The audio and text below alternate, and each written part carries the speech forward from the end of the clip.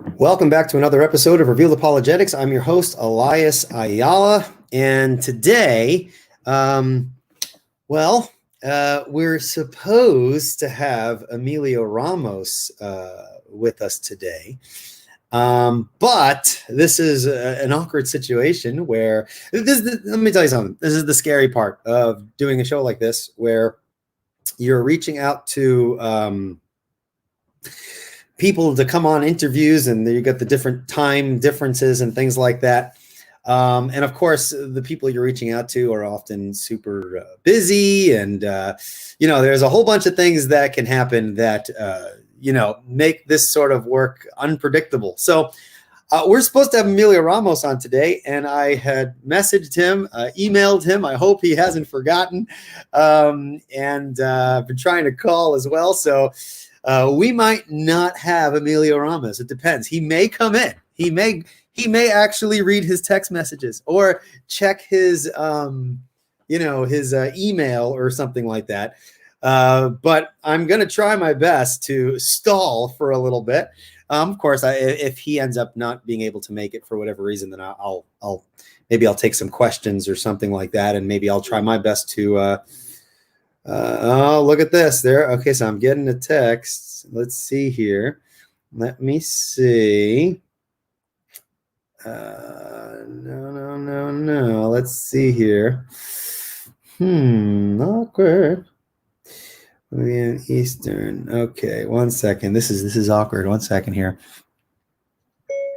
I believe the time I texted says Eastern, comma, and you confirmed, comma, LOL, exclamation point. All right, there we go. So I think there is a mixing up of, we're in different time zones. So I think he is mistaken about what time we're supposed to start. So he's texting me back and forth. I wonder if he's able to join us. So we'll see. If not, I'll try my best to take on some questions. If you guys have any questions with regards to presuppositional apologetics or something like this. Daniel says, "What is this? What is what? Come on, Sometimes these things don't go off flawlessly. So I'm just gonna wait a little bit to see if he's able to connect. Let me take. I think this is hilarious. Let me take a screenshot of the time. Here we go. I'm gonna go boom. Okay, look at this. This is super awkward. Let's see here. Let's see. There we go. We'll see. We'll see what happens. So at any rate, while I'm waiting for, I think it went through here. Let's see what happens. While I'm waiting for my guest to possibly connect, possibly not. We'll see what happens. I guess I can make a couple of announcements. I will be having Chris Balt back on June 6th, I believe. If you guys like the topic of transcendental arguments, we had a great episode a couple of months back on the nature of transcendental arguments. We get really into the thick of some of these great discussions of methodology and the nature of the argument and things like that. So you guys can check that out on the YouTube channel and on the podcast. You might want to check out the podcast as opposed to the YouTube, because I think Chris, when we had him on, he was unable to connect through video. So hopefully we can change that. We can see his face along. We can kind of have a good discussion. But you want to check that out. We're going to have him back on June 6th. I did reach out to Gary DeMar. If you guys are familiar with Gary DeMar, you might, if you follow American Vision, you will notice something very odd. Okay, and it's not a negative thing. Those of you guys who know a little bit about me and my interest in presuppositional apologetics is that I've been greatly influenced by Dr. Greg Bonson. And so Greg Bonson passed away in 1995. But if you have been following American Vision, it actually looks like Dr. Bonson published a new book. Which is very, very interesting given the fact that he is with the Lord right now. And so let's just say Gary DeMar was able to get some of the transcript. 1 second here. Yeah, let's hear. Yeah. comma, you are able to connect if you follow the link, brother.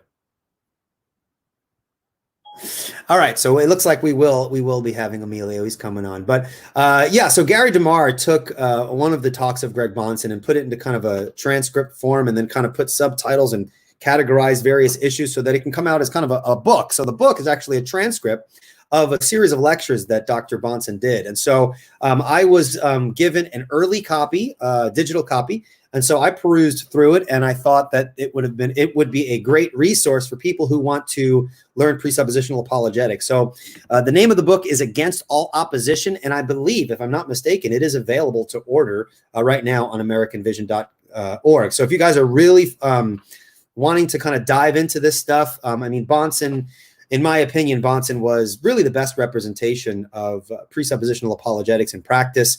Of course, he was a student of Cornelius Van Til as well. And so the insights that Bahnsen gives, and coupled with his teaching ability, I think makes for an awesome resource. Anything that Bahnsen puts out on apologetics, you're going to find very, very useful.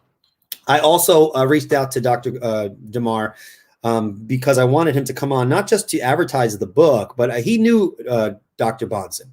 And so I wanted to spend some time discussing the apologetic legacy of Greg Bahnsen and maybe talk a little bit about some of the personal sides. I mean, he knew him a little bit, and so maybe we can get some interesting,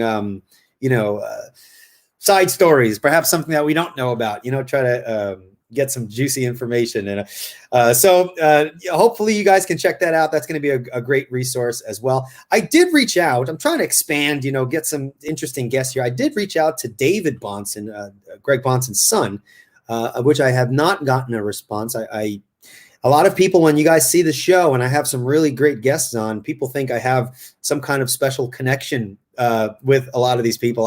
I actually don't. I know almost none of these people personally.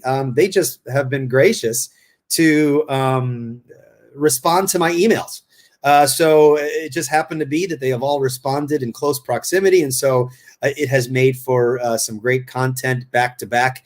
And so, that's that. I mean, we had Jason Lyle on the last show, and that was really set up rather quickly. I got in touch with, the person who sets up his interviews and speaking engagements, and we ended up having something, the next day. So that kind of worked out in an unexpected way. So hopefully we'll get Gary DeMar to talk about the book, Chris Bolt back on to talk more about presuppositional methodology, maybe compare it. Let me see here. Getting some things ready. Okay. All right, we're live now, comma, but I'm stalling a bit, comma, LOL, exclamation point. Just follow the link whenever you catch a moment, brother. I know you guys now know how I text. I do my,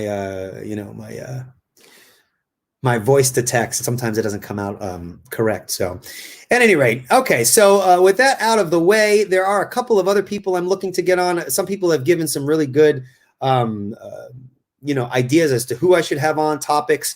I'm definitely going to try and, get folks on that people really do enjoy and that will find a great benefit in discussing these issues. What I do appreciate about what this has turned into, independent of just having guests on and stuff, as I think this channel is doing well in the sense that we've been able to cover presuppositional apologetics applied to a wide variety of issues. And I think that's very, very important. Okay, one of the things that I had in mind when I wanted to do this channel was to not only promote presuppositional apologetics as a biblical approach, as an effective approach, but also I wanted the opportunity for misconceptions about the methodology to be cleared up. Okay, that's why I especially had great response with the show with Dr. Michael Kruger when we talked about presuppositional apologetics in the canon. And I actually received some personal emails expressing how much they appreciated that show because Dr. Kruger was able to kind of, in that episode, explain the role of where evidence fits into the presuppositional method. And so this is a common misconception about presuppositional methodology that, evidence is really just kind of useless. We just talk about worldviews and we can't really get into the nitty-gritty of some of these issues. And so hopefully these episodes have clearly demonstrated otherwise. And again, at the end of the day, if you are not a presuppositionalist and you don't agree with presuppositionalism, okay, we disagree, and I'm not minimizing that disagreement, but as long as you understand what you are rejecting, if you reject presuppositional methodology, then I think that there's progress. Okay, because I don't believe that people who don't hold to a presuppositional methodology, it's not the case that it's not that I don't think they're Christian. Obviously, I have Christian brothers and sisters who don't hold to presuppositional apologetics, but it's important that we understand the differences and that we continue to pray and support one another. Even if we might not agree with the methods we employ, we might have different understandings of how we interpret the relevant biblical text. Ultimately, I think I'm right. I think the presuppositional method is the biblical method, and I don't hold to a classical method. But at the same time, we can still appreciate the value that each of these methodologies offer one another, even though we may not agree in all of its intricate details. Okay, so I think that's very, very important to keep in mind. All right. Well, let's move on. Okay, I mean, hopefully Emilio will come on. I'll try to address some of these questions. Okay. Wow. Last interview I did with Dr. Lau, we did have a lot of questions, but it took some time for the questions to come on. So I'm looking on the side chat here. It seems like there's a lot of questions here. No, you didn't miss Emilio. I think there was a miscommunication in the time because we're in different time zones. Okay. And so hopefully he's going to be able to jump on. But until then, you're stuck with me. All right. Okay, so let's take a look at some of these questions, and I'll try my best to answer some of them to the best of my ability. And just a side thing before I start, I have to say that I'm quite impressed with a lot of the questions that people are asking, and I'm not speaking of the questions that come from people who don't like the methodology and they're just trying to, refute the methodology or ask a question to show like, well, this is why it doesn't work. That's fine. That's part of the learning process. I've been impressed with a lot of people who have been struggling in understanding it and their perceptiveness with the kinds of questions that they ask. And so keep asking those questions, even if we can't answer a question. I mean, I look forward to being stumped only because I'm really hoping to identify the weaknesses in my understanding so that I have something to look into, study for, and then firm up understanding, and then use my teaching and my opportunities to share to explain those things. But great opportunities. Because of these videos, I was invited to teach a class on apologetics at a school out in Michigan. So we were able to take Q&A from high school students and college students. So had a great opportunity there. And we have followers of the YouTube channel from all over the world. I've received messages from Australia, the Philippines, Vietnam, all expressing interest in presuppositional apologetics. So this is very, very exciting for me, because that was one of the primary goals, is to promote the methodology. So it's really cool to see people engaged and interested from all over the world. So with that said, let me take a look at some of these questions here. All right. So we have a question. What is the precise relationship between Reformed anthropology and the noetic effects of sin? Well, yeah, there is a very important relationship. If we can kind of define our terms when we're speaking of the noetic effects of sin, that is relating to the issue of the effects of sin upon the mind. Okay. And so within a Reformed anthropology, we believe that man is made in the image of God. And that image of God is affected by the fall. Okay, the image of God, if we were to reflect the image of God as one amongst many things, the rational capacity, there is a moral element that has been thrown into the loop given the fall of man. And so within the doctrine of total depravity, for example, man is suppressing the knowledge of God that he has. And so man functions in accordance with the image of God. Man thinks rationally in one sense. They try to think logically because that's an aspect of thinking God's thoughts after him. But in their sinfulness, they suppress the knowledge of God that they have. And so they interpret the world contrary to the knowledge of God they have within them. So there's a very important relationship between our theology, our particular Reformed understanding with regards to the nature of man and the effects of sin upon that man. there's a very close union between those two aspects. Okay, now this is I think unique to the Reformed understanding, and it is because of the particular understanding of the noetic effects of sin upon man within the Reformed context. This is actually one of the contributing factors as to why we do the apologetic that we do, the presuppositional apologetic. So again, our apologetic is very much rooted in a Reformed understanding of these issues, and not just the issue of the noetic effects of sin, but of it's also related to the understanding of the creator-creature distinction, right? It's related to our broader worldview, our broader theology, issues of providence, God's providence and how that relates to things of induction and understanding the laws of nature. All of these things are kind of related. And I think that's the beauty of theology, right? When we speak of systematic theology, we understand that every doctrine that we are expanding upon and looking at the biblical data, they're connected to other aspects of doctrine. And so there is a relationship between the Reformed understanding of man and our understanding of how sin has affected man's mind. Okay, it hasn't removed the image of God. The natural man is in the image of God, and he thinks God's thoughts after him to some degree, but there's this element of suppression, the effects of sin affecting what man does with the tools that God has created him with, that instead of honoring God and giving thanks to God, they suppress the truth about him in the ways that Scripture kind of lays out. Okay. All right. Well, Emilio's trying to message me here. You're gonna catch me doing my little voice to text here.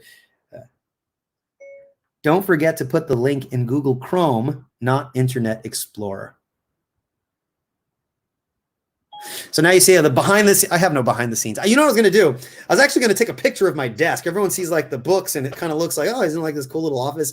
The setup's pretty ghetto here. I'm going to let you know right now, my computer, in order for it to kind of be measured up to my face, it is actually on a pile of books.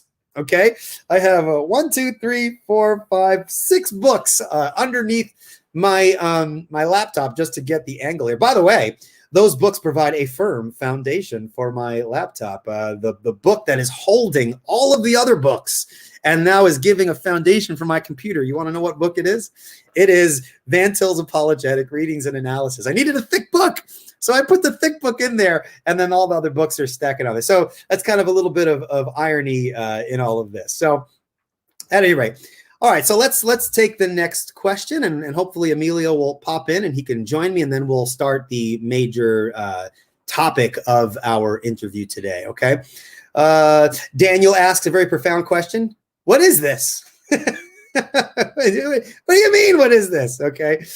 Okay, so here's another question by Daniel. What do you think is the best book on Presupp apologetics? Okay, well, in my humble opinion, the best book on presuppositional apologetics is by no means the first book that someone should look into when they're engaged in this. It just happens to be my favorite because its comprehensive nature, and that is, of course, I just mentioned it. Now the book is resting underneath my computer. It is Van Til's Apologetic Readings and Analysis. Pardon. And basically, this book was written by Greg Bahnsen, and it is a collection and categorization of the writings of Van Til.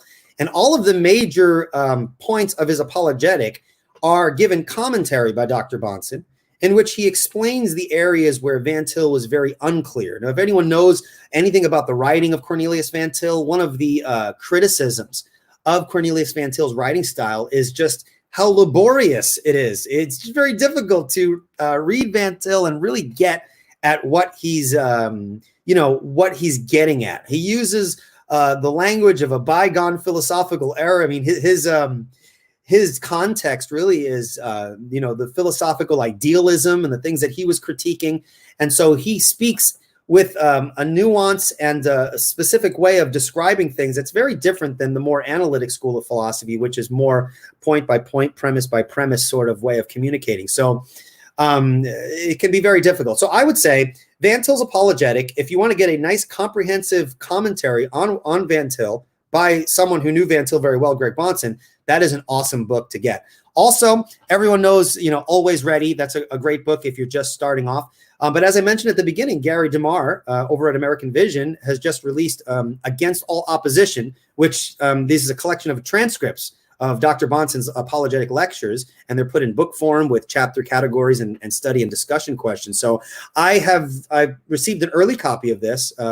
Gary, like I know him. She's been on the show, by the way, a while back. And you could find that episode on the podcast. But I had him on earlier, some months ago, and we talked a little bit about Bahnsen and Presupp, and he sent me over a digital copy. And so I read at least half of the book. And so if you guys are really wanting to get your hands into some of the useful ways that presuppositional apologetics can be used, I highly recommend this book, Against All Opposition. And the reason is that the way Bahnsen wrote is not necessarily the way that he spoke.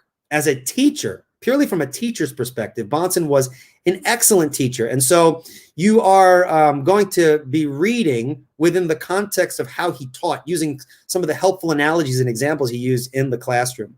Okay, so Emilio is reaching out to me. 1 second, let's see here. Did you follow the link on Google Chrome? Yeah, we're having technical difficulties here. I don't know about you. I can't text really fast. Okay, so okay. How about, let me see this here. How about you call in and I put you on speaker? Would that work? We'll see if we can do it together. We'll make this work, folks. We'll make this work. Let's move on. And so what does Alyssa Scott asks, what does TAG stand for? That's a good question. If you're not into all of this apologetics lingo, TAG represents the transcendental argument for the existence of God. So the transcendental argument, argument for the existence of God. So that's what TAG stands for. Okay. Kieran says, awesome. I loved the Chris Bolt interview. So did I. I was actually, people have asked me what my favorite interview is. I don't know if I can put my finger on a favorite, but definitely the one with Chris Bolt. We covered some really interesting aspects of transcendental argumentation. So if you guys haven't listened to that one, I highly recommend you go back and listen to that episode. Definitely some good stuff. All right. Here we go. We have another question I'm new to Presupp. Okay. What's your answer on how do you know the Bible is true? Well, this can be easily seen within the context of how do we know that Christianity is true? I mean, if you understand the nature of the transcendental argument, if we can sum it in its popular formulation, kind of this is just a catchphrase that needs to be transcendentally defended. But oftentimes presuppositionalists will say something to the effect that the proof for the truth of the Christian worldview is that if it were not true, you couldn't prove anything at all. And so the very gist of the argument is to show that unless the Christian outlook on the world is correct, then one wouldn't have a foundation for knowledge, for logic, for intelligibility, or whatever, okay? So when you're asking the question, how do you know the Bible is true? And when you say Bible, you mean by that the 66 books of the Bible, which is the foundation of the Christian faith, basically the answer is going to be the same, that the Bible's true transcendentally. If it wasn't true, you wouldn't have a foundation for knowledge, intelligibility, or what have you. Okay. Now, here's a word of warning for people who use this phrase. Okay, and this is very popular on. And there we go. It's very popular within popular discussions online. Is that when we say something to the effect that the Christian worldview provides the necessary preconditions for intelligibility and knowledge, foundation for logic or whatever, it's not enough to merely state that, okay? You actually have to defend that, right? We're not making this. I believe it's true. I believe there is no other foundation that can ground knowledge, intelligibility, and logic, but we need to go into more detail as to what does that look like? And so there's going to be more legwork. Apologetics is not, presuppositional apologetics is not just this silver bullet approach where we just say these statements and then all of a sudden, the unbeliever disintegrates in our presence, right? And there's just not, of course not, right? We're speaking with people. We're speaking with people who have questions. And we are people ourselves. And so even though we might be arguing faithfully, biblically, and we are laying out the gist of the argument, it doesn't mean necessarily that we've been adequately clear so that the person who is listening to us understands what we're saying, right? And the person might honestly not know what you mean when you say these statements, okay? So for example, if I were to say the proof of the truth of the Christian worldview is that if it were not true, you couldn't prove anything at all. I mean, the first thing that a person might think is, well, wait a minute. I don't believe in Christianity, but I could prove things, you see? So sometimes it's just an issue of, I don't understand what you're getting at with this methodology's argument you're presenting.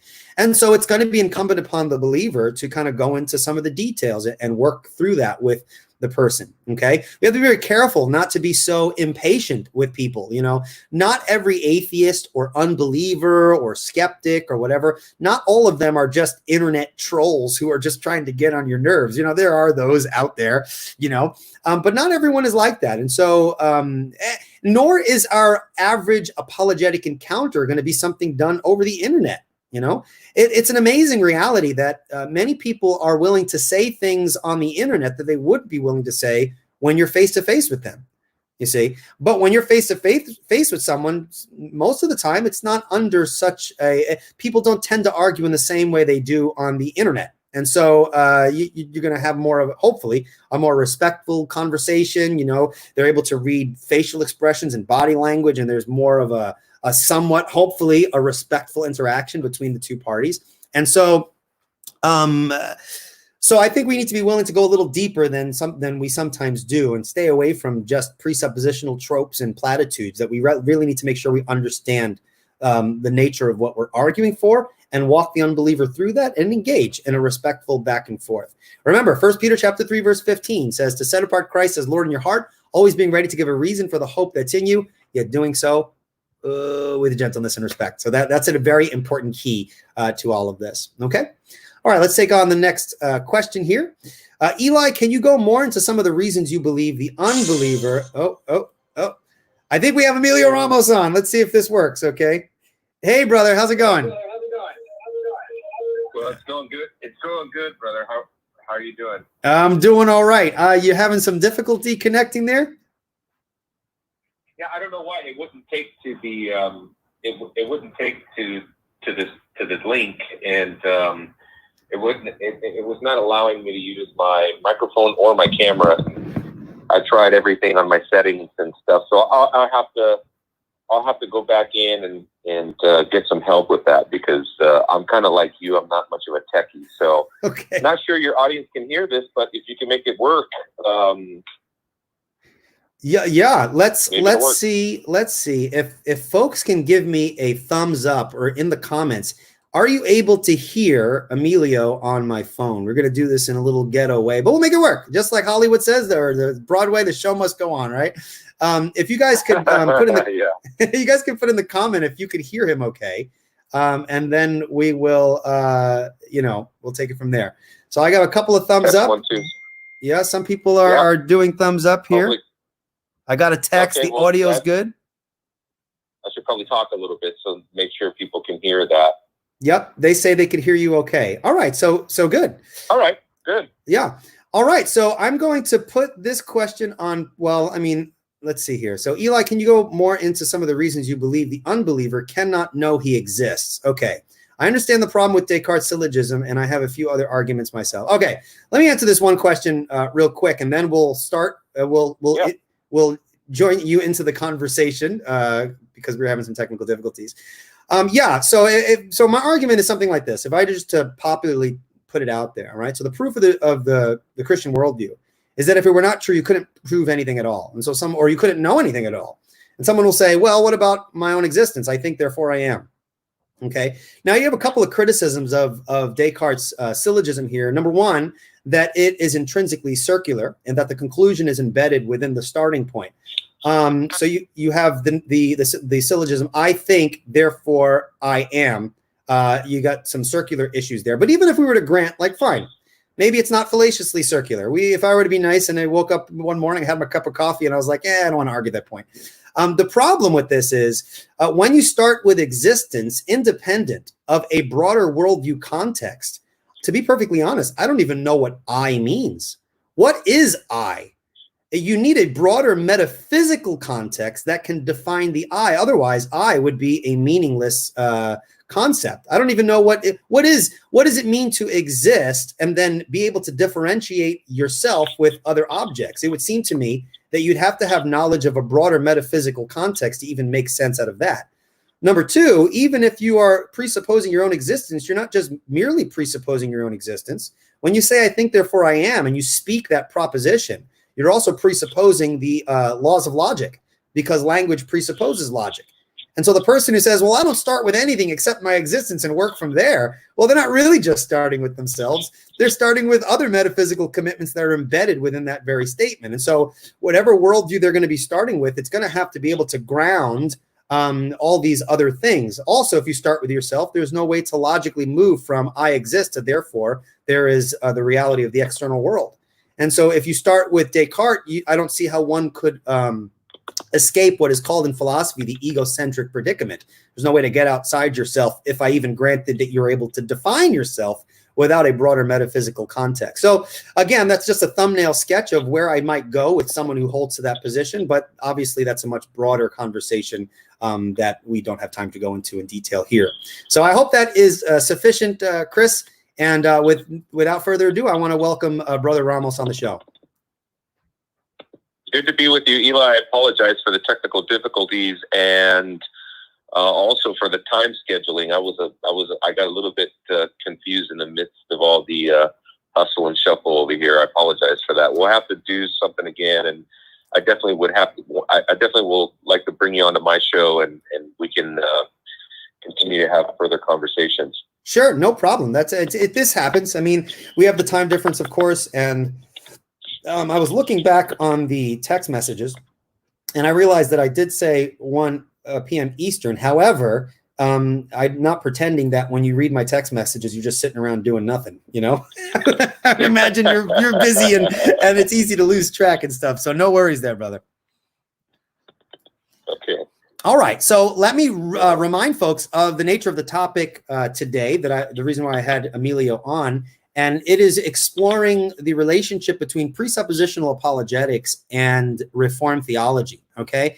And so I want to explore that a little bit with Emilio so that people can see why is it the case that presuppositionalists tend to be Reformed in their theology, okay? And then after that, we'll continue on the questions, and then we can grill Emilio, if he's up to it, with some of the listeners' questions. I'm sure people will enjoy that, okay? All right. So let me start with my first question that I have for you, Emilio, so that we can define our terms here. And when we're talking about presuppositionalism and Reformed theology, let's define what is Reformed theology as you understand it, and then we'll move on from there. Sure. Yeah. Well, Reformed theology, I think, has been defined, and the way that it's been defined, I guess, in a formal way, has been through the various confessions and the statements that have been written, for example, the Westminster Standards, and then later, of course, different Baptist confessions and things like that, and then also the statements regarding Reformed theology that have a lot to do, maybe getting closer to what we want to talk about, you know, in terms of Calvinism and soteriology. That's been defined by the various solas that have been given throughout the Reformation, right? The 5 solas of the Reformation, and then the 5 points of Calvinism that have also emerged, which of course were a response to Catholic theologians and things like that. But I like to just summarize it by saying that Reformed theology consists of the 10 points, the 5 points of Calvinism, and the 5 solas of the Reformation. And really, it's a distinct vision of God and a vision of redemption that separates us from other traditions. Whereas in the Reformed tradition, God is, meticulously sovereign. Mm-hmm. Many traditions are less than, to use a Van Til phrase, less than consistent Calvinism. You have other evangelical and Arminian, Pelagian type ideas of God's sovereignty and how that applies to salvation. So that's kind of a general approach to Reformed theology. So now, how would Reformed theology differ from the more like evangelical flavor of Christianity out there? Yeah, well, again, I think the more evangelical type theology that's out there is really a hodgepodge, really, of ideas, and really a lot of evangelical theology out there really is non-theological. It has no theology. It's kind of open-ended, and that's why it's given rise to all sorts of different expressions of theology, going all the way from maybe like a classical Arminian position to a semi-Pelagian position, and then all kinds of things can arise in evangelical theology. But Reformed theology, of course, stresses the idea that God works not just as a sovereign God, but God also works covenantally, and so that God, in the covenant of redemption, has chosen a people through Jesus Christ and through his work. And that's really not a feature of evangelical theology, things like the covenant of redemption. And really, when we're talking about Reformed theology has almost always been covenantal. It's with the rise of dispensationalism, I think you can have someone who's a Calvinist, but not necessarily thoroughly reformed in their understanding of the covenants, if that makes sense. Yeah, no, that makes a lot of sense. Now, if you could expand on this a little more, you said something to the effect that evangelical theology tends to be open-ended. Is that the word you used, or open? Mm-hmm. So why don't you flesh that out? Yeah. Why do you think that's the case? Is it because of their lack of the formulation of official confessions or stuff like that? Sure. Yeah, sure. A lot of times evangelical theology tends to be non-historic, so you don't really subscribe to much historical theology, and it seems as if evangelicalism desires to go back to some sort of pure biblicism, and that can get you into trouble because it divorces what you're doing in the 21st century from what has happened in the course of church history. And of course, when we do theology, we are never doing theology in a vacuum, and so we need to take into account that we stand on the shoulders of giants in the historical theology that has preceded us. So we have to be very careful when we develop our theology that we don't think that we're doing theology all over again, as if we're going to sort of reconstruct it, or and try to reimagine what theology should be for us today. That really is, when we're thinking theologically, a nonsensical idea. The origin of ideas has a history, so Sure. We need to know what that history is. And so evangelicals tend to be non-historical. They tend to not really care about what happened in history. And yet, without what happened in history, there would be no birth of evangelicalism. So it's really an ironic phenomenon there. Can you give perhaps more solid example of someone or an organization, a ministry, that they tend to be solid in various points of theology, but it looks like, or perhaps they're a product of doing this independent of a historical tradition? Yeah, I'll give you an example. I came from Calvary Chapel many years ago, and Calvary Chapel was built on the notion. Chuck Smith, who was the founder of Calvary Chapel, really started Calvary Chapel on the notion of abandoning all traditional Christianity, really rejected Presbyterian and Reformed Baptist types of Christianity, and wanted to, like I was saying earlier, wanted to come back to just the Bible and a real biblicist type of approach to Christianity. Well, not surprising, Calvary Chapel has really struggled over the years in its identity. They don't know how to stave off Calvinism. They ended up becoming Arminian and Pentecostal and charismatic. And so they have struggled throughout their history to stave off things like people in their churches becoming Calvinists, or people in the churches adopting the new perspective on Paul.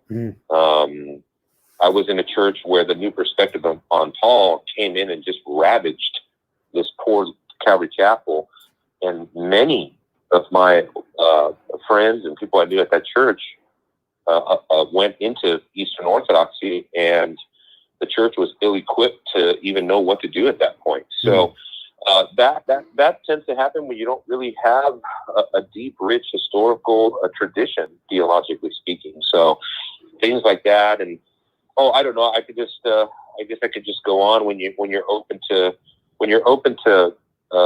new interpretations of, or non-historical interpretations of certain doctrines like justification. I think the new perspective, you can make the case the new perspective is just a return to Rome. And so it's very important for us to know our history. Very good. Very good. And I think a lot of people who come out of the evangelical background and say, I think I want to be a Roman Catholic, or I want to convert to Orthodoxy or something like that. Usually people give the explanation, well, I feel like these traditions are more connected to the ancient faith. They're more cognizant of the historical tradition, and of which whatever church they're coming out of should have been in touch with the history, but there's no confessional aspect, no connection to that broader backdrop of the Christian faith. Yeah, that's exactly right. Yeah. All right. Well, very good. Okay. So we know what Reformed theology is. We know how it differs from a lot of what's out there with regards to evangelical understandings. What about presuppositional apologetics? Every guest that I have, I always ask them to define their terms, and it's just my way of throwing a bone to people who may be listening for the first time. Yeah. What is presuppositional apologetics in your understanding? Well, presuppositional apologetics, in my understanding, I'm glad you asked it that way. It's more my understanding. That way, I'm not making any That's right. definitive. That's on purpose. That's on purpose, brother. Yeah. So the way that I understand presuppositionalism is that God is the foundation, as He discloses Himself to be.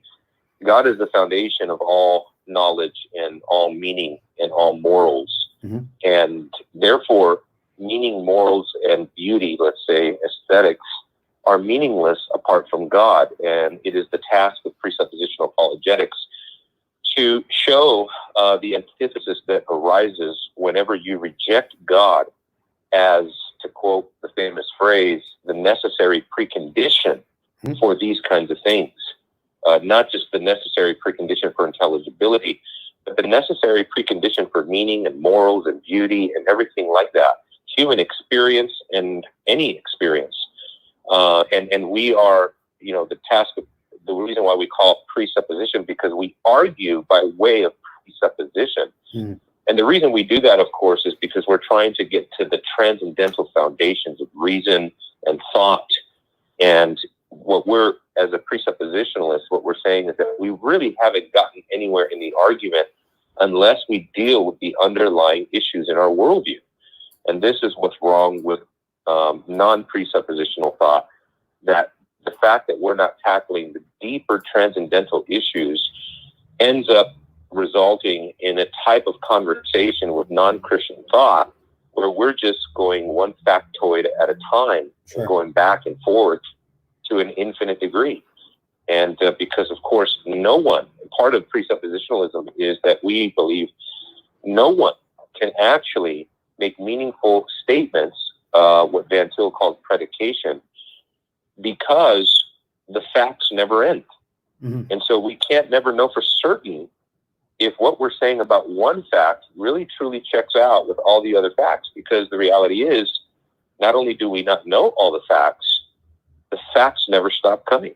Well, but Emilio, but but isn't that, I can just picture a skeptic, but isn't that the humble thing to admit that we don't know the facts? It's you Christians who are claiming to know all this stuff.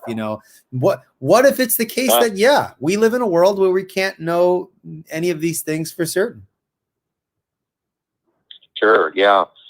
Well, and a lot of times, too, that's why we speak of a revelational epistemology, because what we're claiming is not that our epistemology arises from ourselves, right? You mentioned mentioned Descartes earlier. It's not that we think and therefore we are. It's that when we think in connection to God, who justifies our thinking. Mm-hmm. And so, there is this sort of relationship and dependence upon the mind of God and the revelation of God, and that's the only thing that's capable of truly justifying our reason. Other than that, we don't have justification for reason. We may have a reason in process, then you have to try to justify that. But you don't have the justification of reason unless, of course, that justification comes from an authority that is capable of interpreting in a self-interpretive manner everything around you and for you. And so as presuppositionalists, we speak of God-interpreted facts, right? So everything in the world, everything in reality is what it is by virtue of God having known it and interpreted it for us. Right. All right, very good. So now let's try to make the link then between presuppositional apologetic methodology and Reformed theology. So in your understanding, what was Cornelius Van Til's goal, do you think, in the development of this apologetic methodology? And maybe you could answer that by connecting some of his Reformed commitments in the process of doing this. Oh, man. Yeah, that's no easy task. But well, let me put it this way. Let me quote Greg Bonson, who in one of his lectures, I'm sure you've probably heard him say this. Greg Bonson makes a statement about what Van Til would call less consistent Calvinism in his writings. Okay. And he's quoting B.B. Warfield, and he says, according to Warfield, we presuppose God in our theology, but not in our apologetics. And I think what Van Til has tried to do is he's tried to demonstrate that, in fact, apologetics is theology. Right. And that we cannot have an apologetic devoid of theology, and that, in fact, our theology determines our apologetic. And if that's the case, then we have to take our theology, which happens to be Reformed, to govern our apologetic.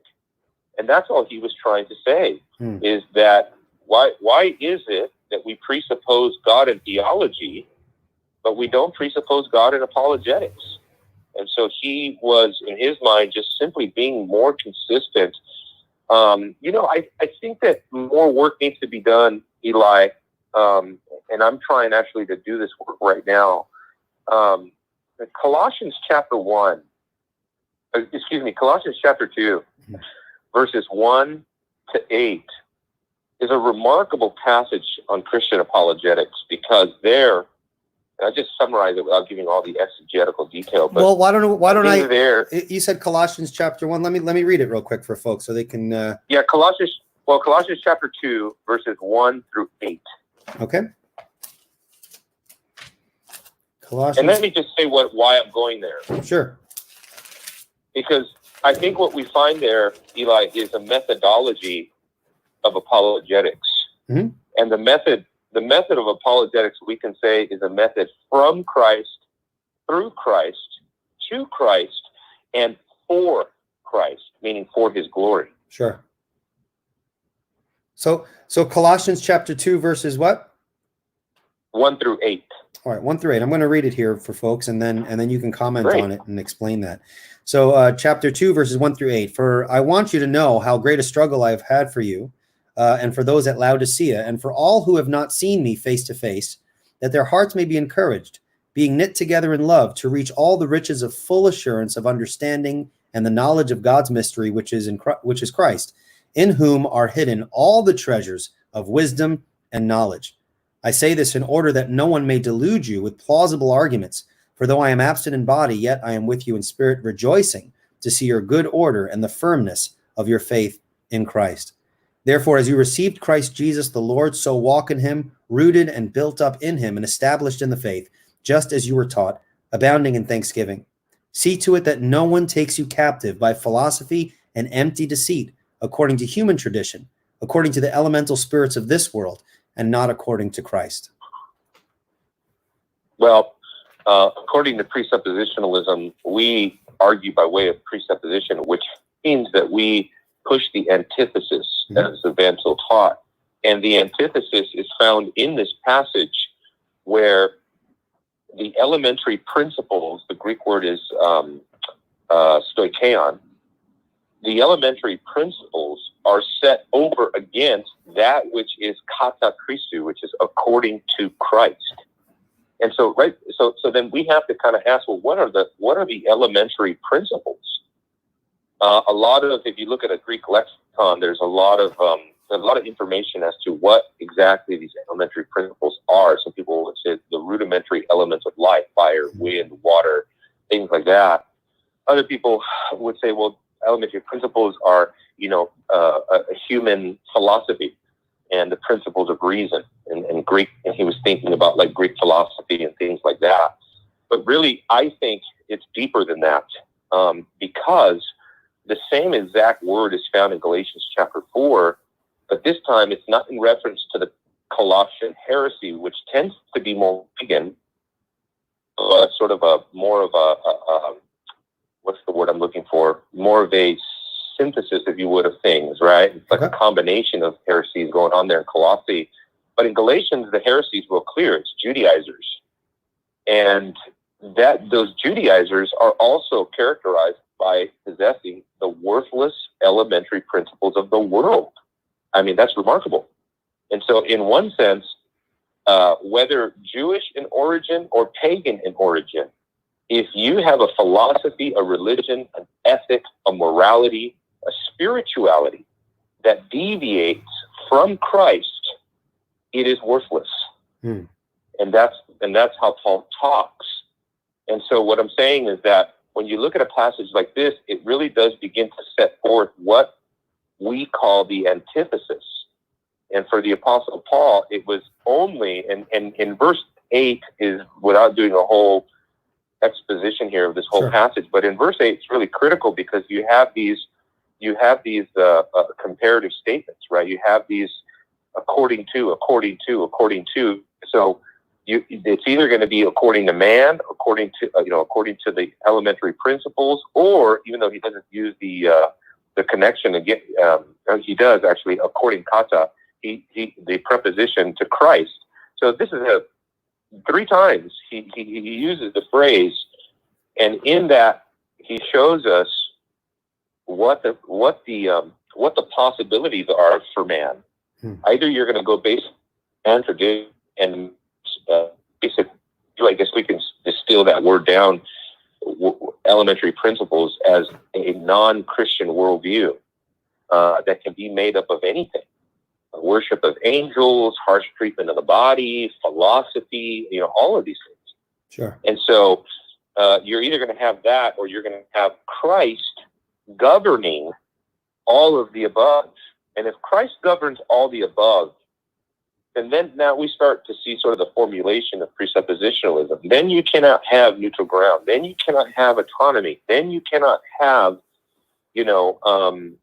facts that are brute facts. Everything is connected to Christ and others. So I hope that makes sense. Yeah. So you did highlight very well this issue of the elementary principles and how they differ from elementary principles of the non-Christian perspective. And I think this issue of the antithesis is very important in Van Til.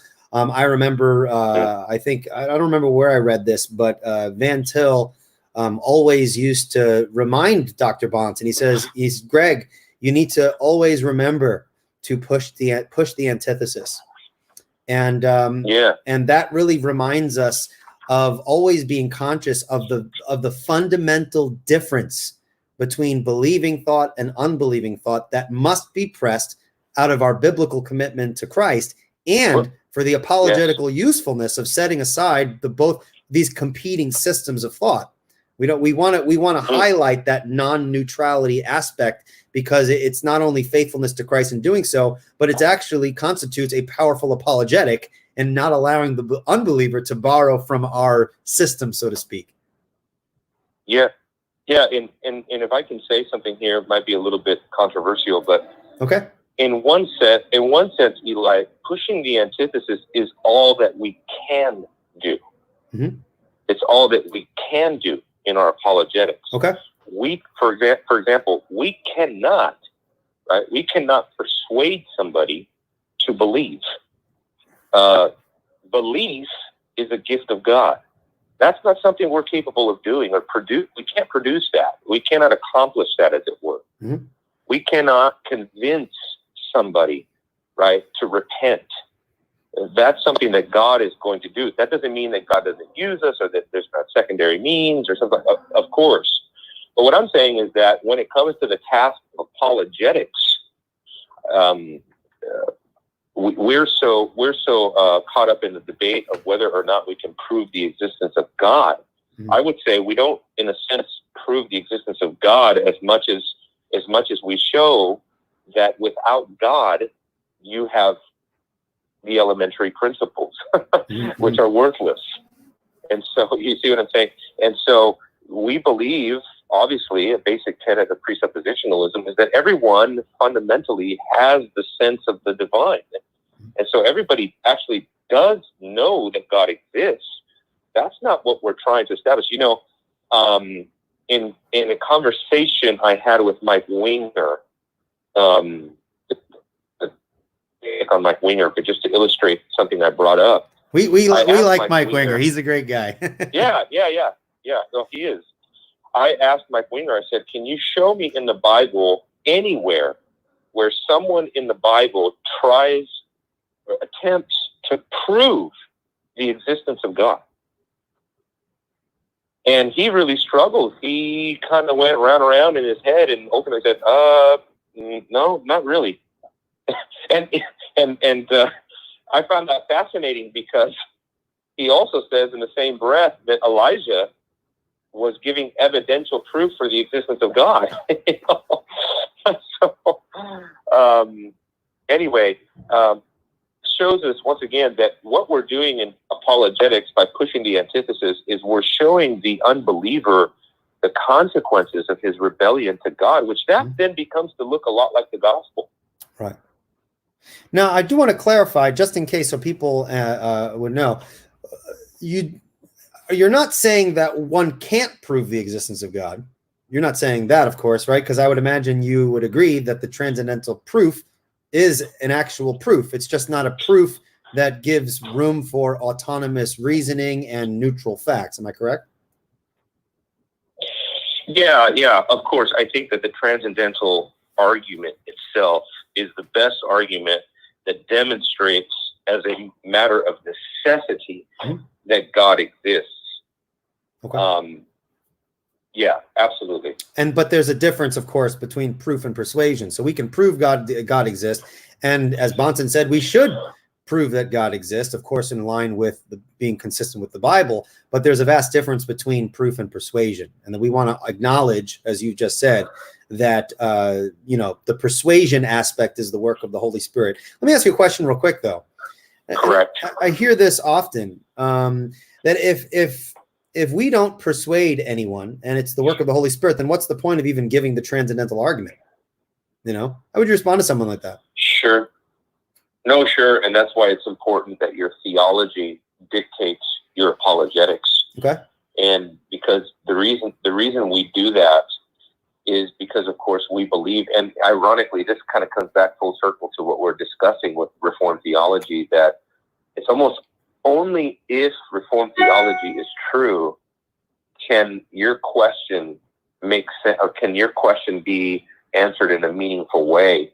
Because only if God, who is sovereign and who has chosen and predestined a particular people for himself in Jesus Christ, only if that theology is true can we say that what we're doing is actually a meaningful means by which God will use that or use us in our speech and in our arguments and in our apologetics to instill in people the very thing that can bring them to Christ, which is the gospel. Because the presuppositionalist does what he does so that he can preach the gospel. I'm personally, I don't know, Eli, about you, but I'm personally against this notion, this popular notion popularized by people like Greg Koukl and others, that what we are to do in Christian evangelism is put a pebble in people's shoes.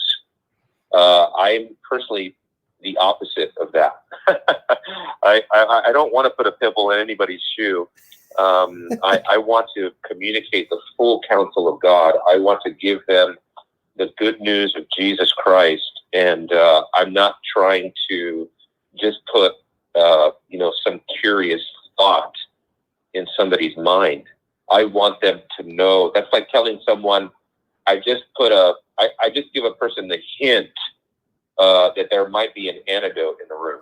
It's like I really want to communicate to people the full gospel, and that's what presuppositionalism should be for, is clearing away the arguments and the hostility and all of that, so that we can present the positive truth of the gospel. Apologetics is not an end of itself. It is a means to an end.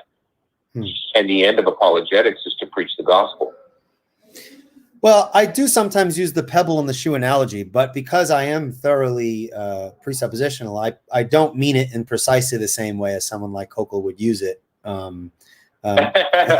So I completely understand where you're coming from with that, and that's fine. I guess the pebble in the shoe is always, it's kind of one of those secondary means. If I could present the fullness of the gospel, the necessity of the Christian worldview, like, yeah, a pebble in the sense that when we're done, you're thinking, but that's not independent of the work of the Spirit, of course. The Spirit will, I pray that the Lord use the pebbles to cut the feet of the person, so the bruise, the sole of the foot, so, but yes, I completely understand what you're saying there. And I'm in agreement there. Let me ask you a question though. And I think people might be interested in this and seeing the connections between Reformed theology and presuppositionalism. Do you think that a non-Reformed person can use presuppositional apologetics and be consistent? Now, this is important because a lot of people make a mistake of saying something they seem to assume, and I've spoken to scholars seem to assume this, that presuppositionalists are sometimes evidentialists because they use evidence. And I've always made the distinction between the use of evidence and evidentialism, or the appeal to presuppositions and presuppositionalism. Just because a classical apologist appeals to presuppositions in a discussion, an apologetic encounter, doesn't mean they're engaging in actual presuppositional apologetics. So can you explain a little bit of the differences there? And if someone is not Reformed in their theology, but tries to use presuppositional apologetics, why do you think he's being inconsistent? Well, yeah. So I guess the big, and when the question is whenever I get that question, people say, like, can you use presupp if you're not Reformed? Technically, no, because it is only in Reformed theology, as Van Til himself would point out, that the way he talked about it kind of confused people, but what he would say is, back of everything is the plan of God. And when we subscribe to the absolute sovereignty of God, what we're saying is that back of everything is the plan of God. And what we mean by that is that eliminates the element of chance.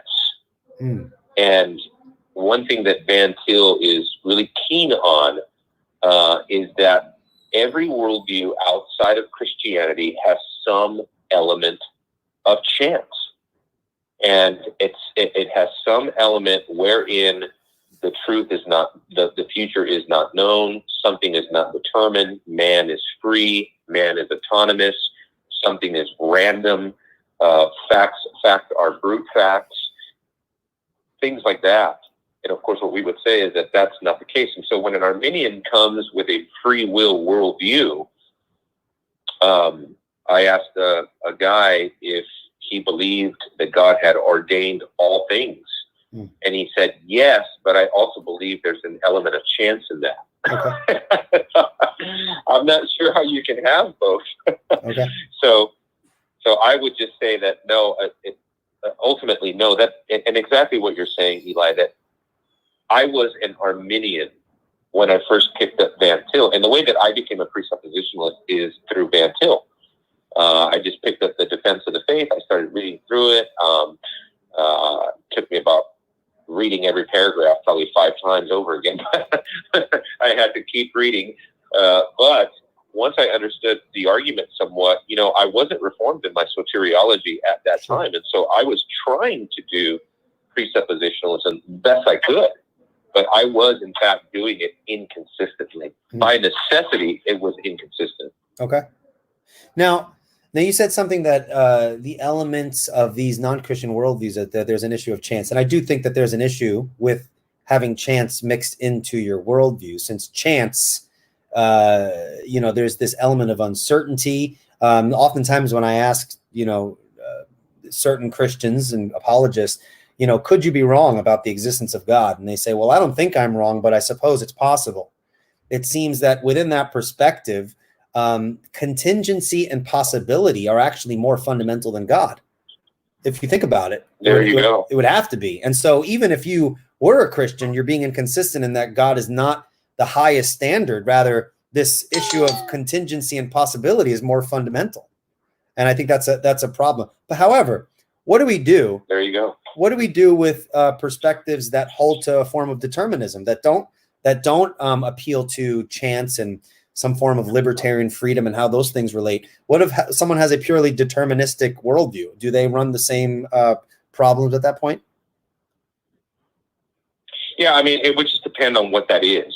Okay. When you say that somebody has a deterministic worldview, of course, a worldview is more than just what you do with determinism or compatibilism. Sure. There's more to a worldview than that. So I don't know, Eli. It would just have to be more specific. What worldview are we dealing with that's deterministic? Yeah, I guess that's true, because if we have some form of impersonal determinism, then you get into issues of irrationality and the lack of foundation for knowledge and things like that. So that does exactly matter. Okay, all right. Here's a question that I get. And this is usually put forth by Catholics against the Reformed perspective. Okay, now, I'm sure as a Reformed Christian, you've heard this all the time, right? Reformed theology is innovation. The early church fathers didn't hold to this. You don't see certain understandings within Reformed theology until Martin Luther came along, John Calvin or whatever. Now, of course, we could respond to those issues from the Reformed perspective, but I've heard this same application with regards to presuppositional apologetics. How can the presuppositional methodology be the biblical methodology when we don't see people throughout church history using it? I mean, if you look at the early church, give me someone who is purely a presuppositionalist. I mean, this stuff didn't come around until Van Til or maybe some other people before him that had the seeds of it, but you don't really see it until modern times. So what gives there? How can it be the biblical position if we don't see it until more modern times? Sure. Yeah, I don't know that I'm the expert when it comes to the historical foundations of presuppositional thought. Okay. But I will say this, that you have an example, for example, when it comes to the utilization of certain tenets of presuppositionalism, like the transcendental argument, sure, or what some people would say the circularity of a self-attesting God and a self-attesting word revelation of God. And those elements, you can absolutely find those elements. Scott Oliphant has demonstrated from John Owen that Owen had a form of the transcendental argument because he was arguing for the self-attesting nature of Scripture, and that he was actually accused of circularity because he believed that God was self-evident in a sense, right? That God was self-attesting. And so we do have fragments of the argument here and there. My thing is, in a sense, what's wrong with innovation as long as you still believe in sola scriptura? Mm-hmm. And so if the issue boils down to sola scriptura, then, of course, we have a whole historical heritage when it comes to that on church fathers and whatnot, looking to Scripture as the final authority. But even then, when you look at Scripture as the final authority, that is, in a sense, a transcendental argument because it is talking about Scripture being the foundation of the Christian worldview. So, I don't know that I'm the guy that's going to settle the issue of are there elements of presuppositionalism throughout church history going back to the first century. Yeah. I think others have done that kind of work. But no, I think that if we go back, at least historically, to the Reformation, that's Van Til is arguing, that if you look even at the Westminster Confession, he would say that the Westminster Confession, in a sense, is calling for that, based on the idea that God is so distant from the creature and things like that, and just again, being created in the image of God and having the sense of the divine, every man knows God. Those kinds of things are very much in keeping with presuppositionalism. All right, very good. All right, what we're going to do now is we're going to transition to the questions. And this is where we grill the guest. People really enjoy this because the questions that people ask are not always related to the main topic. However, you can feel free to pass. There's no shame in saying I don't know. Yeah, there's yes, I've heard you run people through that before. Yes, thank you. Well, but you know what? Here's the thing. A lot of people get nervous. They're like, well, okay, well, I'm gonna have to answer these random questions from these people from all over the place, and I have no idea, who they are and what they're talking about. But I think that there is great apologetic value in seeing an apologist admit, I don't know. Now, we're not playing the skeptic game where there are things we think we do know, and so we can talk about those, but there are things that we don't know. And so I think it's helpful to see people, like ourselves, like apologists, for other people who are watching. Hey, you know what? I appreciate that he didn't try to just give me a packaged answer there that, no one knows everything. It's good to be reminded of that. And so that gives people an area to study and look into for themselves. So I'm sure you appreciate that. Yeah, for sure. All right. So Emilio's like, all right, what do we got here? Let's see where we left off here. Okay. I believe, okay. That's the last one. Okay. Now, if you're not familiar with the names or whatever, you can pass, but here's a question. If you're familiar with Tim Stratton's criticism of determinism, could you address it? Now, before you even say, I don't know who Stratton is, maybe you do, but before you say that, I did an entire 2 episodes, 2 hours a piece. So that's 4 hours. I had the French Calvinist philosopher Guillaume Bignon on, in which he completely, in my estimation, of course, it's not going to be the end all, but he completely decimated Tim Stratton's position and criticisms. And you can avail yourself of those 2 episodes. They are packed with helpful responses to all sorts of criticism. So you can take a look there. But of course, Emilio, if you're familiar with Tim, feel free to address something. If not, we can completely pass. Yeah, sure. I am familiar with Tim, but I'm not familiar with his arguments against determinism and all of that. But I did watch your video, and I would just refer people to that video, because I'm not going to come anywhere close to that French philosopher. So. Well, Guillaume really does know his stuff. And by the way, Tim Braxton and Leighton Flowers made a response, 3 response videos. And so our response to their video is also found on the Revealed Apologetics YouTube channel. And then Tim is actually coming up with another response. And this is the last response. We're not going to go back and forth. Sure. When it comes to stuff like that too, Eli, what I like to do is, when it comes to determinism and things like that, that's why I may not be the person who's best suited to debate that.